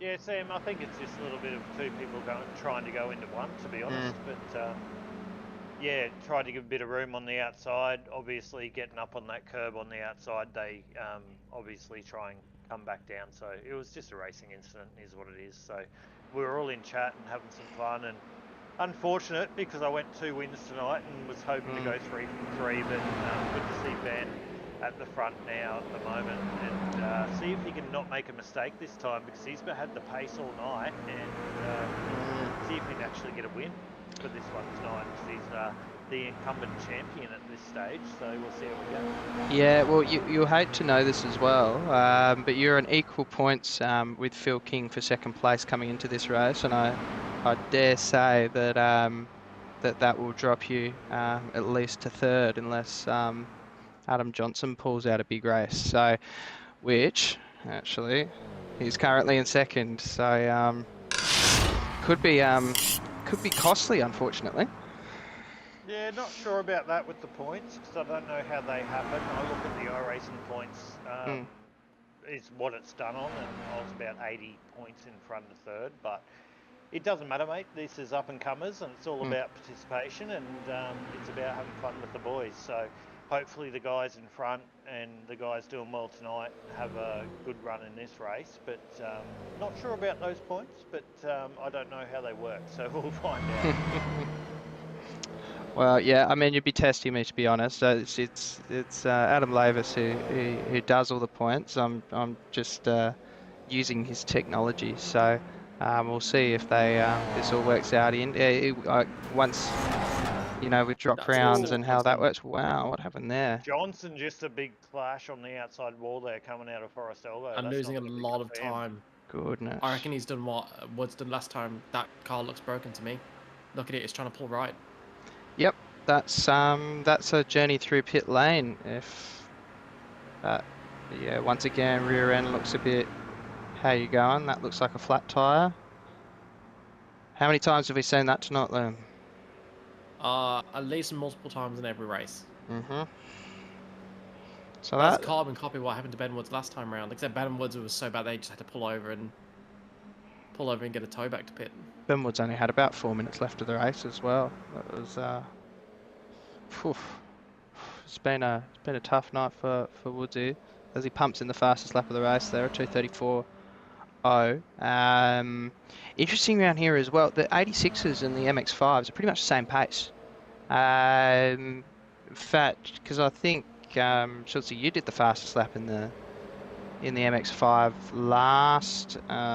last race, and that was like 33.7.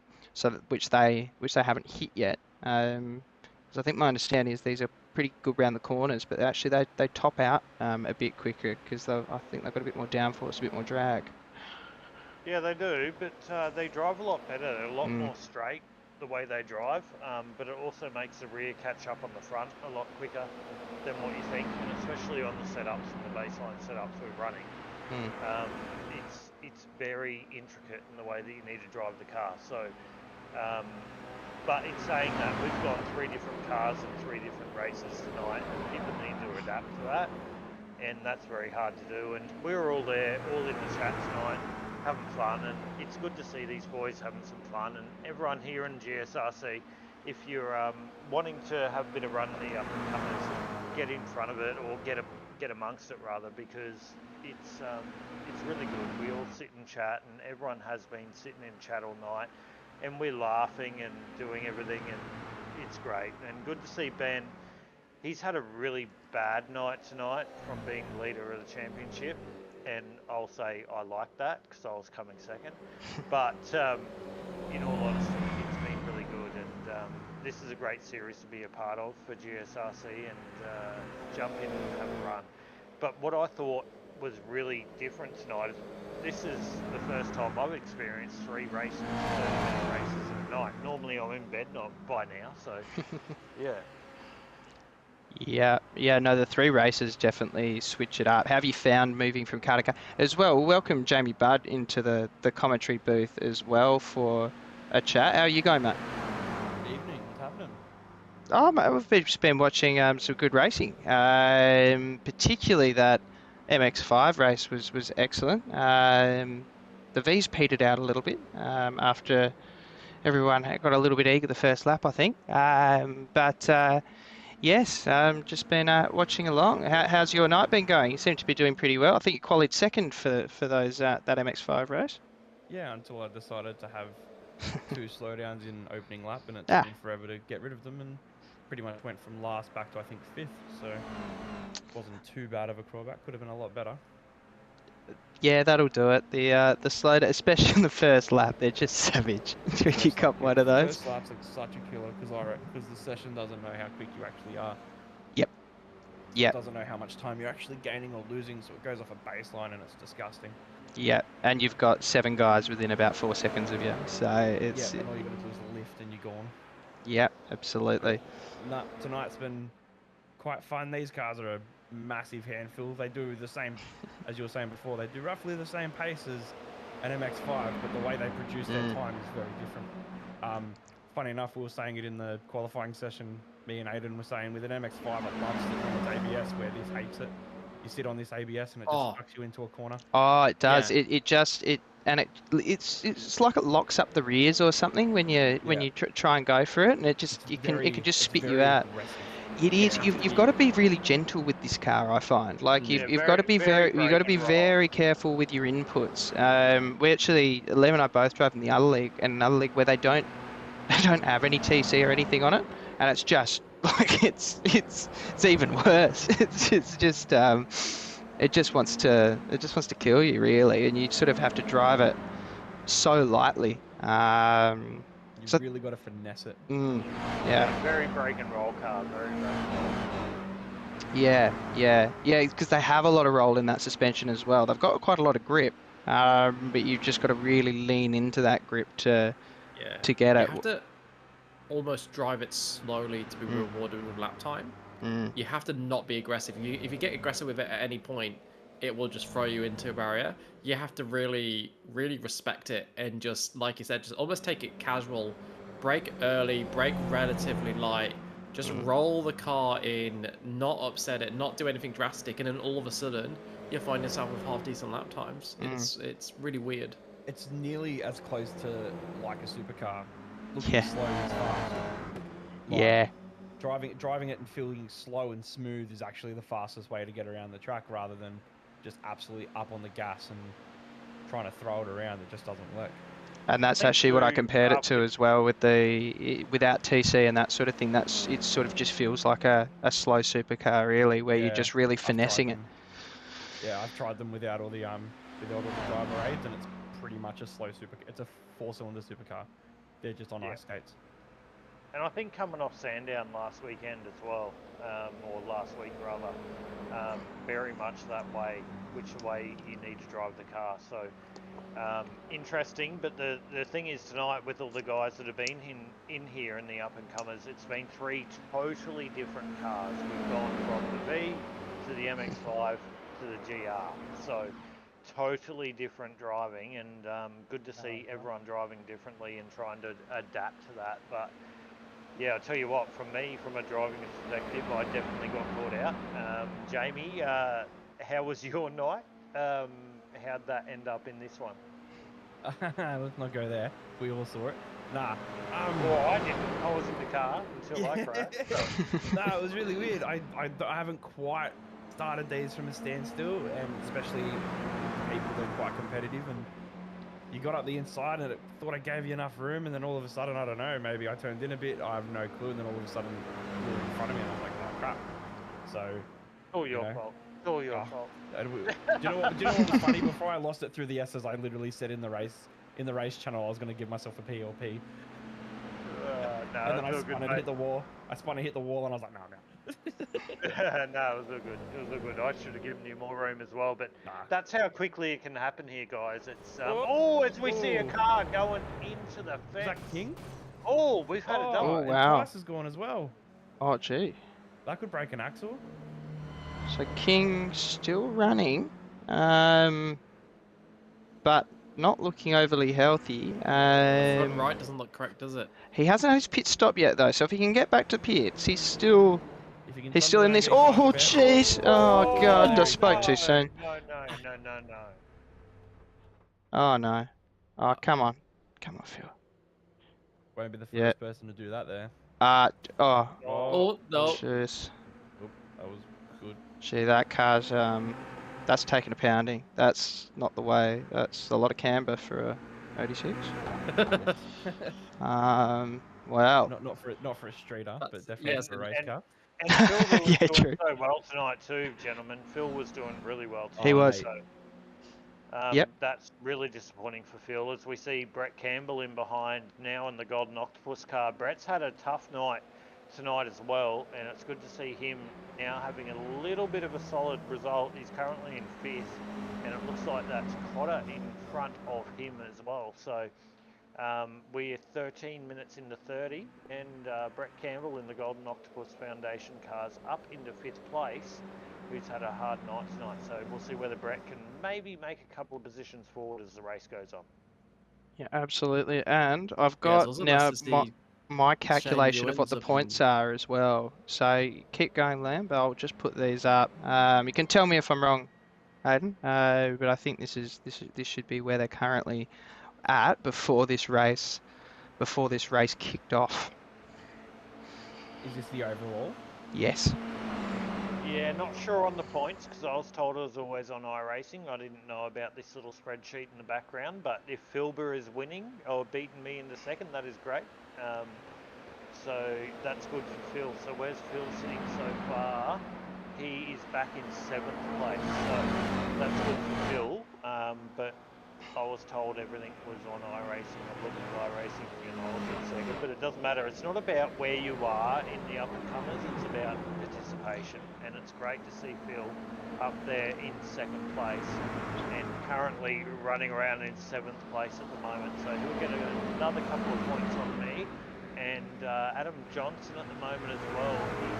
He's actually having a little bit of a tough night at the moment. He's in 9th in this race as well. So he might drop a little bit back. So very, very close battle between me and Phil here for 2nd place in the championship as we get into the championship rounds in the next week or 2. Well, I mean, this is the finale tonight. So this is the decider. Oh. This is game over. Sorry, I thought we had one more. No, mate. You're done now. Phil's got you. I'm bronze. Oh, so I I'm was well, bronze. yeah, well, you're bronze as long as Adam Johnson doesn't do too well. So where's Adam Johnson? He's in ninth, but you still pick up some points for ninth. So I can do some maths behind the scenes. But yeah, I just as a background as well, Aidan, and I guess for I guess newer people watching as well potentially too. Best way to work out whether the points are on iRacing or they've got their own spreadsheet is when you look at the schedule spreadsheet. It'll have a series points column, and some of them will have standings with a link on them to another spreadsheet that has this full spreadsheet with a whole bunch of data, which I love because I'm a spreadsheet nerd. And then some of them will just say league page, which means that it's all sitting on iRacing. So like the Formula Fords and the production cars, wings and slicks, and that this season were just on iRacing. Well, I'm a committee member now, so I need to actually understand this because I can't see it anywhere. But it doesn't matter, mate. It is great. Great racing, and to be able to come down to the final round and me and Phil being able to battle out for second and third. We did say that Ben Woods already had it sewed up, and he's had a great season so far. I'm actually hoping that Phil gets me on this one, and it looks like he has. And it looks like Johnson, hopefully he goes all right as well. So we'll see how that goes. But we're on board now with Brett Campbell. He's currently in 4th place, and this is the best showing he's had tonight, gentlemen. Yeah, this is a good race from him. Keeping it clean on the black stuff. 4th place is a good position here. You know, you're seeing other guys down there. You know, Adam Johnson is a lap down now. So you may just be in the clear.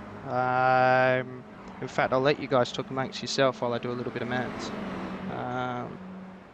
Just want to ask you guys, what does it mean to you to have a championship where it's a little where there's a little bit of gatekeeping and you can actually be competitive and actually race for the championship, racing people you're at a similar level? Yeah, I think from my perspective, you can say similar level, and like Ben and everyone, like it's different when you come into iRacing because your iRating doesn't necessarily reflect how quick you are or what you do, and we jump in and just have some fun. That's what we do, and that's what we've done all this season. And Ben and I have taken the reins for next season for up and comers to be able to create that for GSRC and see if we can come up with something that is good and helps the participation numbers. But at the end of the day, it's not about where we finish. Of course, we really would like to win, and we have that banter between each other. But it's all about mateship. It's all about participation, and that's what iRacing should be. And we all work hard all week, and we do stuff. So it's all about participation and being a part of it. And GSRC is what allows that to happen. And Up and Comers is a really good format to do that because it's a different track, it's a different car most times. It's just fun, and we're all in the chat together, and we're all trying to help each other. And to me, that's what tire racing is all about. Yeah. So are you able to dish on any plans for next season? Not at this stage. I could, but I won't. But Oh, give us a teaser. There are little things in the works. Ben and I have been talking about it. It'll follow a lot of official stuff, but yeah, all I got to say is you'll have a chance to race all week in officials in particular series, and you'll have a chance to come and race in the exact same setup and race in the up and comers. So how that looks through the car and track combination, we're still yet to figure that out. But it's definitely going to be a high participation side. In relation to the iRating, I suggest from what we've been speaking about, and I'm obviously just a minor committee member, but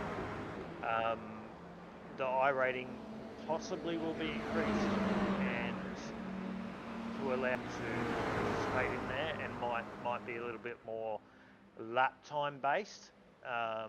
But we'll see how that goes as well. So a lot of work going in behind the scenes, but it's definitely going to be a lot better for well, I can't say a lot better, but a lot different as opposed to that for the next season. So we just want to create a higher participation level and make it a little bit more accessible for people and jump on and have some fun and jump into the discords that we do and you know, like every single driver tonight was in the Discord and has been all year, and we're all laughing and having some fun, and that's what we need. So we'll see how that goes, and yeah, we'll I don't know, I can't really divulge much more.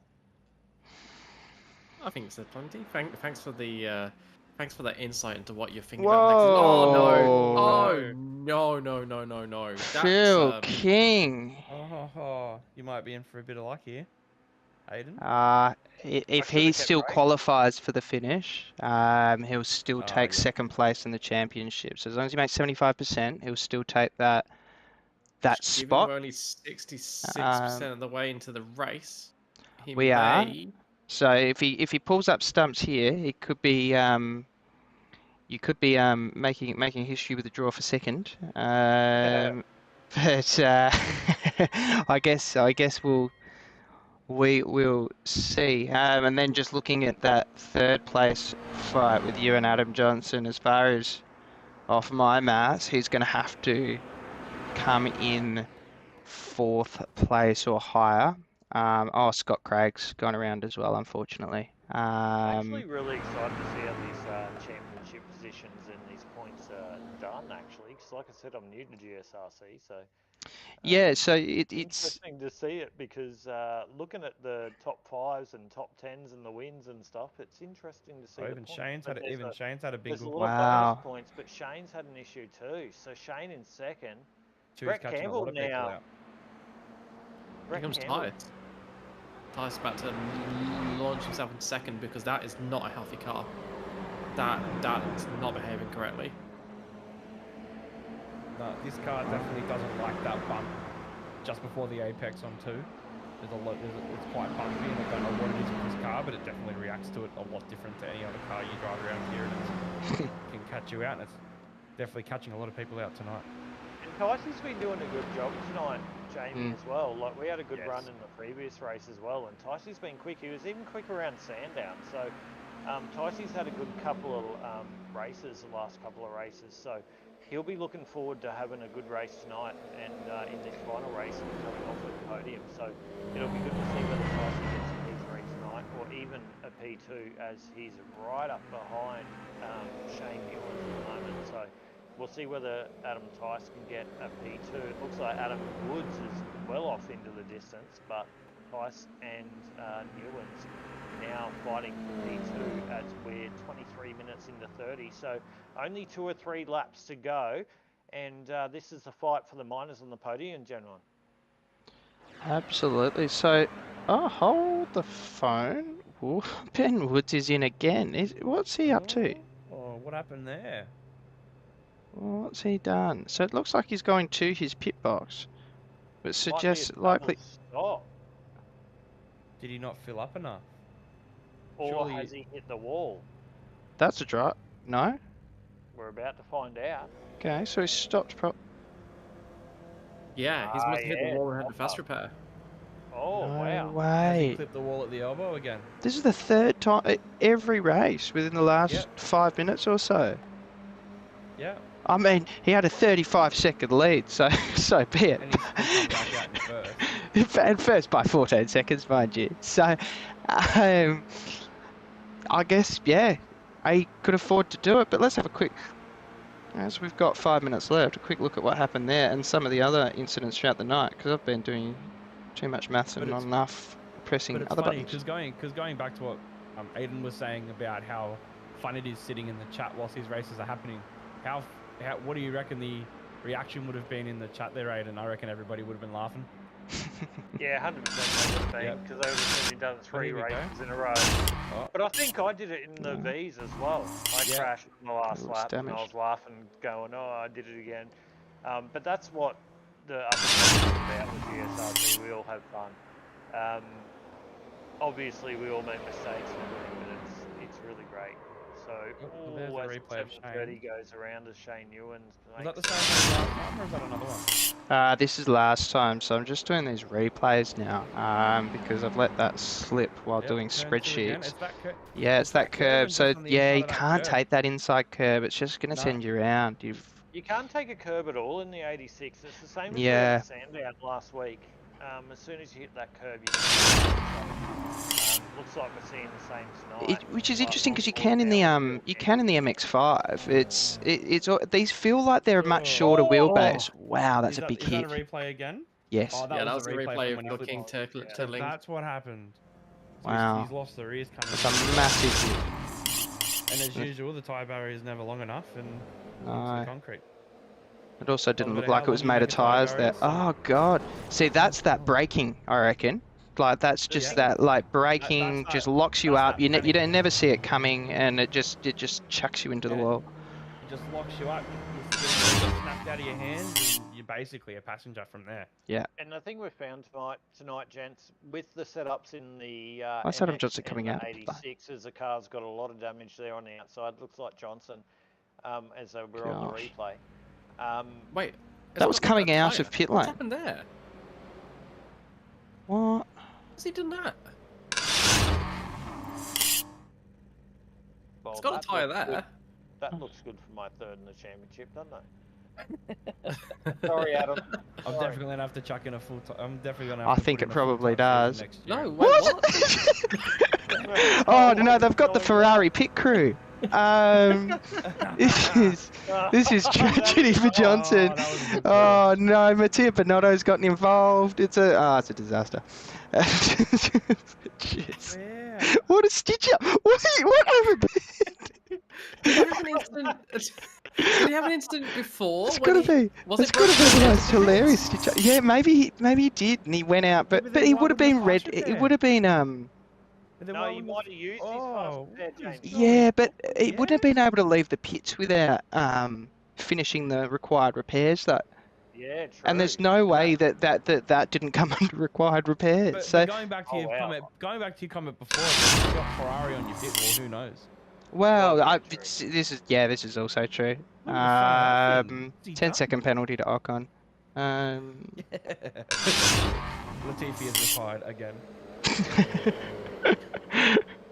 Put him anyway, out. we're on board with Jamie Butt at the moment. Oh, gosh. Oh, that's looking bad. Gee, we missed more incidents than we thought we did. Actually, let's go live because I think we're pretty close to the end here. I wonder why my pay isn't showing up. That's quite annoying. Your pay isn't showing up. Yeah, I don't run a black paint. I run a Oh, paint. oh, let me do a bit of a reset. See if trading Funny enough, paints. Funny enough, this week doing this thing. It's hopefully it hasn't been doing that all night because the MX-5 and the 86 is a two custom paints, and they Well, would have which been. one- Oh, I copped. Yeah, the same thing happened to me with I did custom paints the last couple of weeks as well, and it didn't show up. Well, I'll read. gentlemen, we're read down 28 minutes into 30 minutes now, and Ben Woods we're on board with. He's currently got a 2.9 second gap over Shane Ewan. So it looks like Ben, after having an unfortunate first two races, is going to come away with the chockies tonight in Oh, the third race. So bold he's call. 2.6 seconds up. Adam Tice, he's there in third place as well. So there might be a bit of a battle there between Adam and Shane Ewans in the last couple Come of on, minutes in this one as well. Cotter and Campbell up into P5 as well, so we'll see how that one goes. But 29 minutes in on board with Ben Woods, who makes it through the final corner and coming up the straight here at Mount Panorama. He's got 3 seconds better of Shane Ewans, Adam Tice, Justin Cotter and Brett Campbell rounding out the five. Absolutely, and these guys are actually closer than I It's thought they similar were. It looked like they were miles apart, but it's only sort of 4 seconds between each of these podium sitters. Adam Tice with another solid race, but yeah, Shane Newton, he's done brilliantly this race to get to second place at this point. Cotter in fourth as well. So these guys just didn't get themselves into too much mischief. Really benefiting, and even some that have. Oh, that's Gee, Ben, what are we doing, mate? Gosh, you got 4 seconds, son. Jeez, he's desperate to throw it away tonight. I tell you what, he's pushing. He's 5 seconds in the lead, just about on the final lap. everyone's been saying you need to have consistency to be quick, and he's thinking consistency, consistency, consistency. I need to throw it away again for consistency's sake. That's how you go Make a quick. good point. That's Make a good point. That's what it is. Well, he does have to go through the elbow one last time, and that's where he ruined both of his last 2 races. So there's definitely a possibility coming up. It's true. This is Nah, true. He'll be right. He doesn't have me in front of him to put him in a wall. He'll be Well- right. He'll be right. Oh, I didn't have anyone in front of him in the MX5 race either. He had people 9 seconds behind him when he gave that one a red hot true. crack. That's true.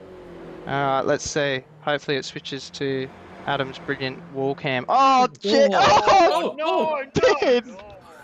Stop it, mate! Oh, man, what are you Oh, doing, he's wiggling around. Come on. Just take it easy, mate. Oh, Oh, mate. jeez, he He made might it. clear that Oh, wall though, phew. innit he? Crikey, Yeah, yeah. definitely took that shallow. Oh, Oh my crikey. goodness me. I tell you what, he's probably a bit shaky. Like I feel for him. I got the shakes last night. It was shocking first lap. After this, because yeah, this last lap's been nuts. I reckon we need time for him to cool down first. I think he needs to go have a Snickers. It's all right. Come on, 3 more corners, mate. That was nice on the apex. That was lovely. It That was. quite nice. There's another brilliant camera work from Adam Lavis there. One more corner, and he'll come through to take a very well-deserved and fairly dominant championship here. And yes, that's what he was doing. He was trying to take fastest lap. So he's taken fastest lap on the final lap of 32.1. So that's why he was wiggling around and pushing like a madman. That's nearly a second faster than his quali lap. It's just It rude, wasn't clean to be honest. either. There was a lot of getting out of shape coming down the hill. Well, I mean, keep in mind he was like 3.5, 4 seconds ahead of Newlands at the start of that lap. He ended 7 seconds ahead. Yeah, but you can get the X points here on the race and have your lap actually counted. So there might have been a couple of X points there, but in the quali you can't do that. But either way, hell of a lap there from Ben and a great race, and good to see him get the win here in race 3 for a night that he probably should have dominated. But he's come back and won race 3. So really good to see Ben win race 3 and tie up the championship. So proud of him. Yeah, absolutely. It won't show up as a purple if it's on the timing screen if he had an off track though. So I think he's made that one as a true fastest lap there, which is a pretty impressive little cherry on top. I reckon that would have been close to a low 30 if he wasn't all out of shape coming down the hill. Well, because he sure was out of shape. Which is nuts because before we started the race I checked the world records and the world records only is just under a 29. Yeah, So you were saying that.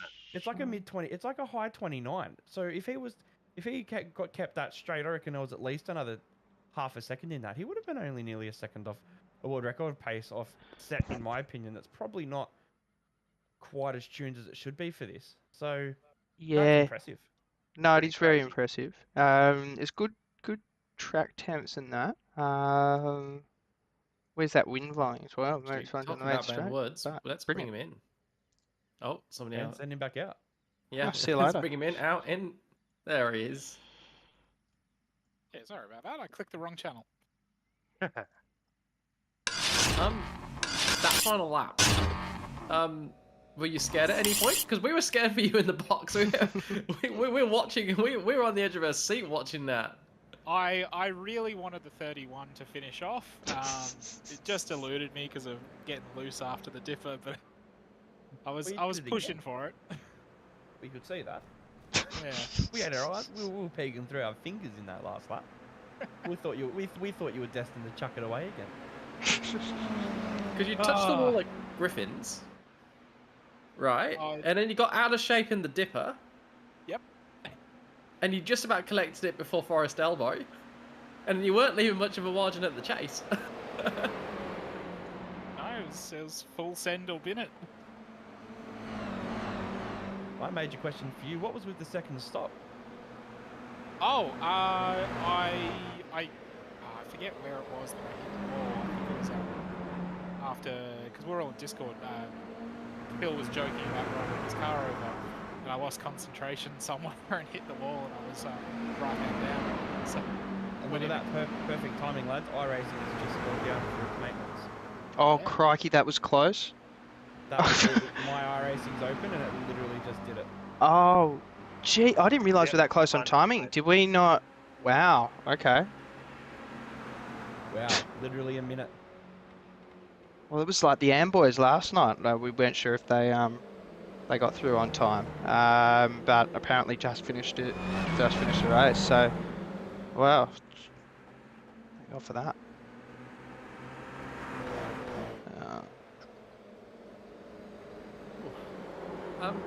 So Ben, what happened in race 2 in the MX-5s? Because you were 9 seconds in the lead?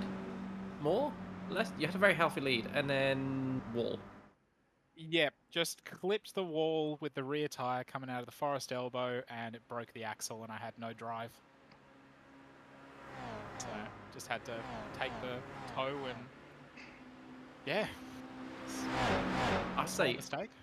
I did joke to Sam that we will have to pay you after the broadcast because I set up a fantastic finish between Ticey and Kingy and who else was in that pack? Johnson and Schultz and Schultz, of course. So like it went from it's a dominant victory to oh my god, there's 4 people that can win this going into the final lap. And we got Ticey that got box as well. Ticey, you got to be pretty happy with 2 podiums in the last 2 races. G'day, boys. How are we? Yeah, thanks, Liam. Yeah, that was probably one of the most enjoyable nights I've had, and yeah, very, very happy. Went into it with 0 expectations, so that makes it even better.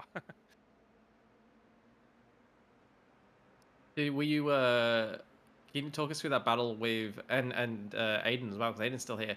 That battle between the 2 of you for the victory in the MX-5s. Yeah, I really enjoyed that. Aiden is, obviously one of the class drivers of the field. Oh, I mean, all of the guys are awesome, but it was really, very respectful. We had a bit of a chat after the race in Discord. We really enjoyed racing together, and yeah, I must admit, I prefer to chase rather than look in the mirror, but I also, wanted to be careful and wanted to make sure I didn't, take either myself or him or both of us out. I'm not one to want to do that to people in contention for a championship. Yeah, that's probably the right call. That's probably the right call. And you know what? I'll leave it to you guys to talk amongst yourselves for a bit. Yeah, well, I'll jump in here, Adam, and say, mate, that was a really good race, and I've seen the championship points since, and I thought they were totally different to what they were from what I've seen. So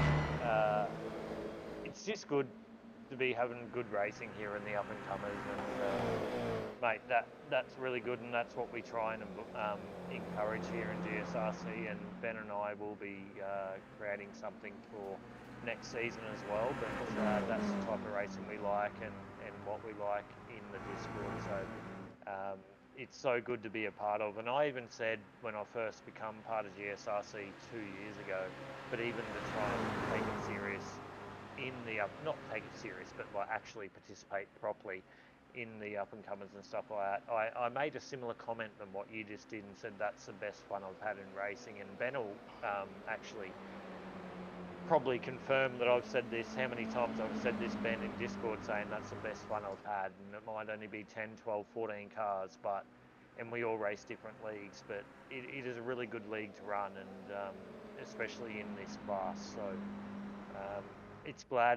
I'm glad to hear another person say a similar thing, because it is really fun.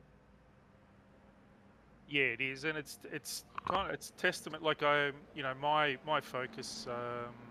Well, last season actually, my focus was commentating with Mr. Chapman, and then this season I had a few things going on, so we couldn't really put commentary together, and then I haven't been able to race every round. But I've always found up and comers, or the social series as it was done previously, awesome breeding ground. I mean, I know that that's really where I started, and I'm nothing flash, but I'm just excited that I can I can kind of race towards the front now, and that only comes with practice and racing with guys around you that are fair and respectful. And, you know, and what I like about up and comers and the guys, you know, racing in this group too, is we're all willing to help each other out. You know, well, what gear do you go around this corner here?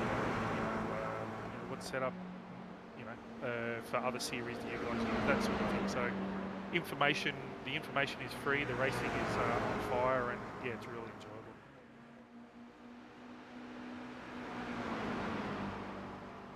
Yeah, most definitely, mate, and that's been the most enjoyable part about me being a part of this series and Gentlemen's Sim Racing Club. It's been very inclusive, and I think, Ben, you could even say, I think before we come into the Formula Vs, I'm like, what gear are you in here? And we're all here to help everyone have some fun, so it's been great. And Ben, from me, mate, it's been a great season, and congratulations on your championship. I wish I didn't have the disconnect every now and again, and I could have maybe fought it a bit harder, but mate, you did a great job to win the championship this year, or this season rather. So congratulations to you, mate, and unlucky tonight in the first two races. I wish we could have had a better race in the Vs, but mate, well done, absolutely well done. And a big shout out to Phil King, who looks like he's got second in the championship as well. So big shout out to Philba as well. He's been there, so well done, mate, and well deserved, and hopefully I can come beat you next season. Yeah, thanks, man. It's been great. Yeah, racing with your season's been awesome, with all the guys actually. Yeah, I guess we'll have to. Oh, we've got live championship points, do we? This is there's unofficial championship points because Okay. I'm not Adam Lovis and subsequently I'm not really All good, qualified to be doing this. But this is what I believe the championship was. Also, I haven't checked everything with what's been happening given iRacing went down. I'm not sure if I'm able to get into it. So, but this is where I think the top 5 sit. I was just missing a few things for the lower 5. So as you can see, Ben, you've still, despite your best efforts, taken it by a fair margin, and been pretty strong all season with those average finishes. But yeah, Phil King, massive there in second place, and Aiden, you hold on to that final podium spot, but only just. So Adam Johnson right on your tail, and Adam Tice, a good result there in 5th as well. Yeah, congrats, boys. Benno, you're a bit like it's kind of getting that 994, mate. You remind me a bit like Donald Bradman on his last innings when he had to only get four runs to average 100. You only just missed out by 6 points getting the 1,000, but you were the class of the field, and yeah, you're a hell of a nice guy to boot, and yeah, congratulations to yourself and to Phil and Aiden. And you know, I'm really been really impressed with Adam Johnson this season. His driving has been outstanding, just massively improved, and yeah, just for you 4 guys, yeah, just really well done. Thanks, mate. Yeah, it's been good coming through this series and getting better, and being able to see it every season, every race is getting that bit better, which it's been great to race with everyone.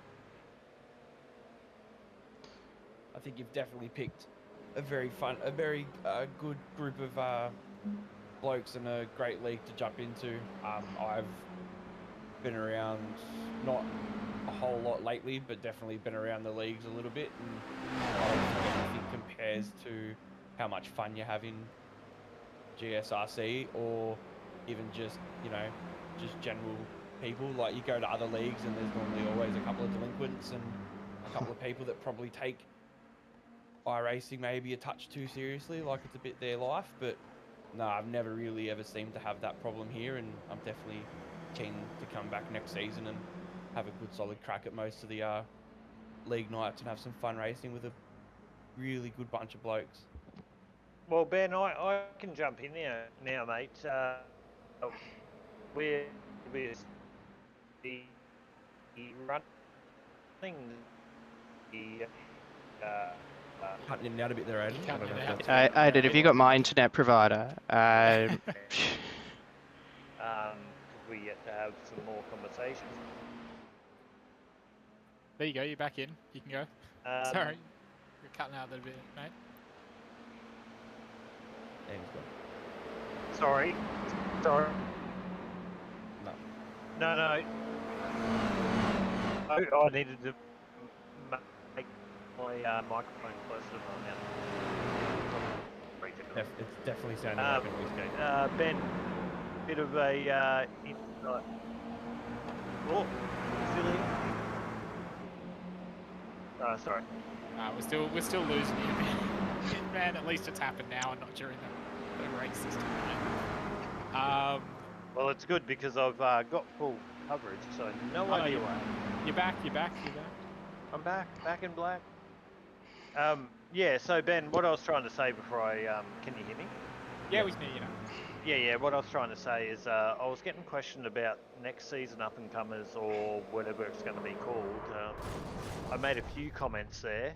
Obviously, we're going to be running that one, so from the viewers looking out there and anyone wanting to get involved, how's that looking from what we've been talking about? Are you willing to divulge anything?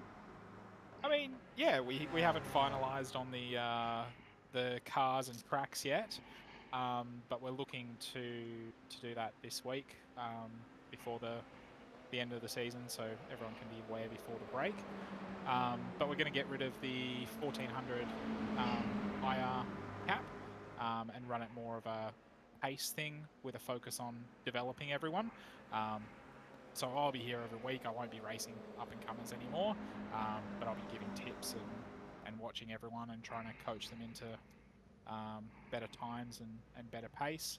And yeah, we're... No, sorry, go. Oh, no, sorry, I thought you stopped. From what it's sounding like, is it going to sound more like a Monday night type deal with your GT3s, where you're kind of maybe looking at splitting your top to your bottom, or...? We're going to keep it for the slower guys, so if someone is too fast, they'll be asked to, I guess, graduate from up-and-comers, just because we want somewhere where the guys can learn without the pressure of... Like especially with doing the full reverse grids and that sort of stuff, to get some of the guys who are usually at the back up the front to practice leading and stuff. If we do that with guys who are just way faster, like your Whitakers or your Dentures and stuff, they'll just get eaten up, and like we see it from the like Fiats and carpool can cause incidents and stuff. Yes. So it's just to give a bit of a safe space for those who are still learning and developing. Yeah, and I think I just... I was just going to say, I like this idea because I do... I mean, we already do have people that get, effectively asked to graduate when they are, effectively a bit quick for up-and-comers, and it's fairly... It's sometimes obvious and it's sometimes, not. But I do think it limits the amount of people who can join when you have this I-rating cap, because if you work hard at a single series, you can get above 1400 I-rating, even if someone else isn't fiddling around in officials as much or taking them as seriously. So I think that's a good change. It'll just be how we manage it. So that's cool. I think it also comes down to the fact that if it's going to roughly stay the same when it comes to like the type of cars that we're using, because they're obviously more of your D-class style of car.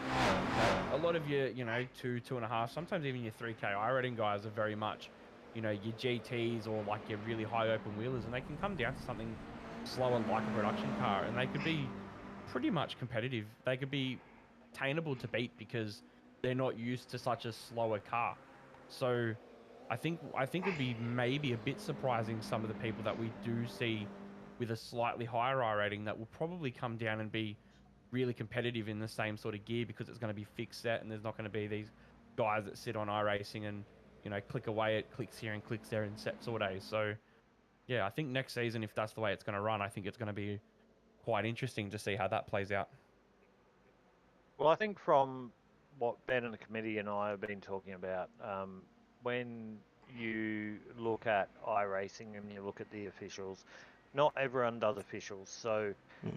they might be in a class 1.2, for example, but they could be equivalent to a 6.0, like, or 6,000 I rating, like they could do really well. So it's just trying to get participation there, but you're also going to be really, really quickly to see who's really quick and who isn't. And that's what Ben referenced earlier.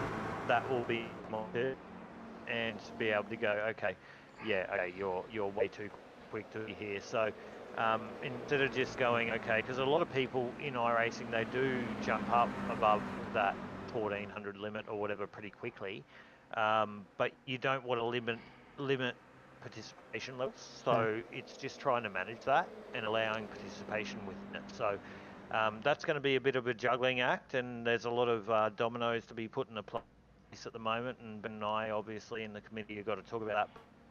That's sort of where we're thinking at the moment, so we'll see how that goes. Well, the participation sort of level is a good point to bring up as well, because one big thing is also when you are trying to learn, especially sim racing, is also trying to learn how to race in the middle of the pack. You know, starting with, big fields can make a very big difference on how a race plays out and how the vibe of a race is. So definitely getting rid of that cap and possibly bringing in a lot more participation will actually give some of the lower guys an extra thing to be able to learn in a safe environment, because they're gonna, we could potentially have 20 to 30 cars on a grid, fingers crossed, and then, if you're qualifying mid-pack, you've got a lot of cars around you. So that's something massive that you can also learn in a safe environment, rather than learning that in, big split officials and, potentially having a tough night with the safety engineer. Yeah, it's a good point you bring up, Jamie. When I started, I think whenever anyone starts, they're very apprehensive to race in a pack because they don't want to get wrecked or wreck anyone. And so what a series like this does is it helps you build confidence and know guys around you and who you can overtake, who you can't overtake, and it also gives you an opportunity to go, okay, I'm actually gonna try and overtake here, and because you're already in Discord, you've already kind of garnered the respect of everyone around you, hopefully, and so it gives you an opportunity. I know for me, I'm more confident now in trying an overtake. I know that it doesn't end up working all the time, but there's more confidence now, and I was able to manage a couple tonight, and Phil was Phil was respectful and let me through, and also it gives you an idea of when to overtake and when to be overtaken, and give racing room. So yeah, I think that's a really good point. And I think as well, one of the benefits that having started in what was the social series as well, was it gives you a chance to sometimes race up the front of a pack when you might not otherwise at all, or be anywhere near it. And that's a different skill in itself, is practicing staying calm when you're in third or second or first place, and you've got someone staring down your tail.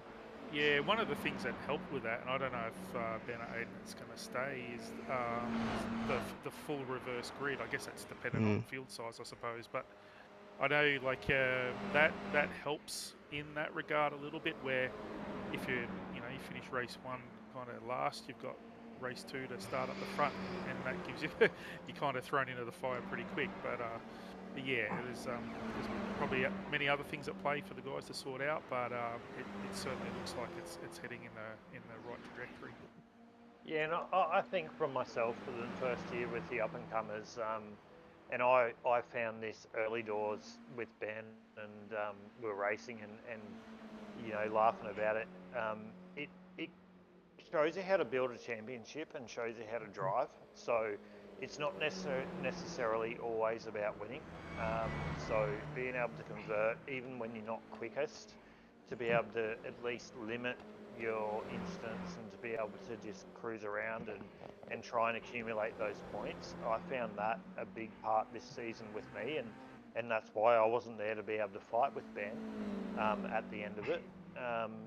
I think that's a really big part as well. So I think next season's going to be really, really good, and I'm looking forward to be able to bring it to you with Ben, and we'll be chatting in the background. I can't wait to see what it holds. But I tell you what, though, this season has been the best season I've run on iRacing in the up and comers. It's been amazing.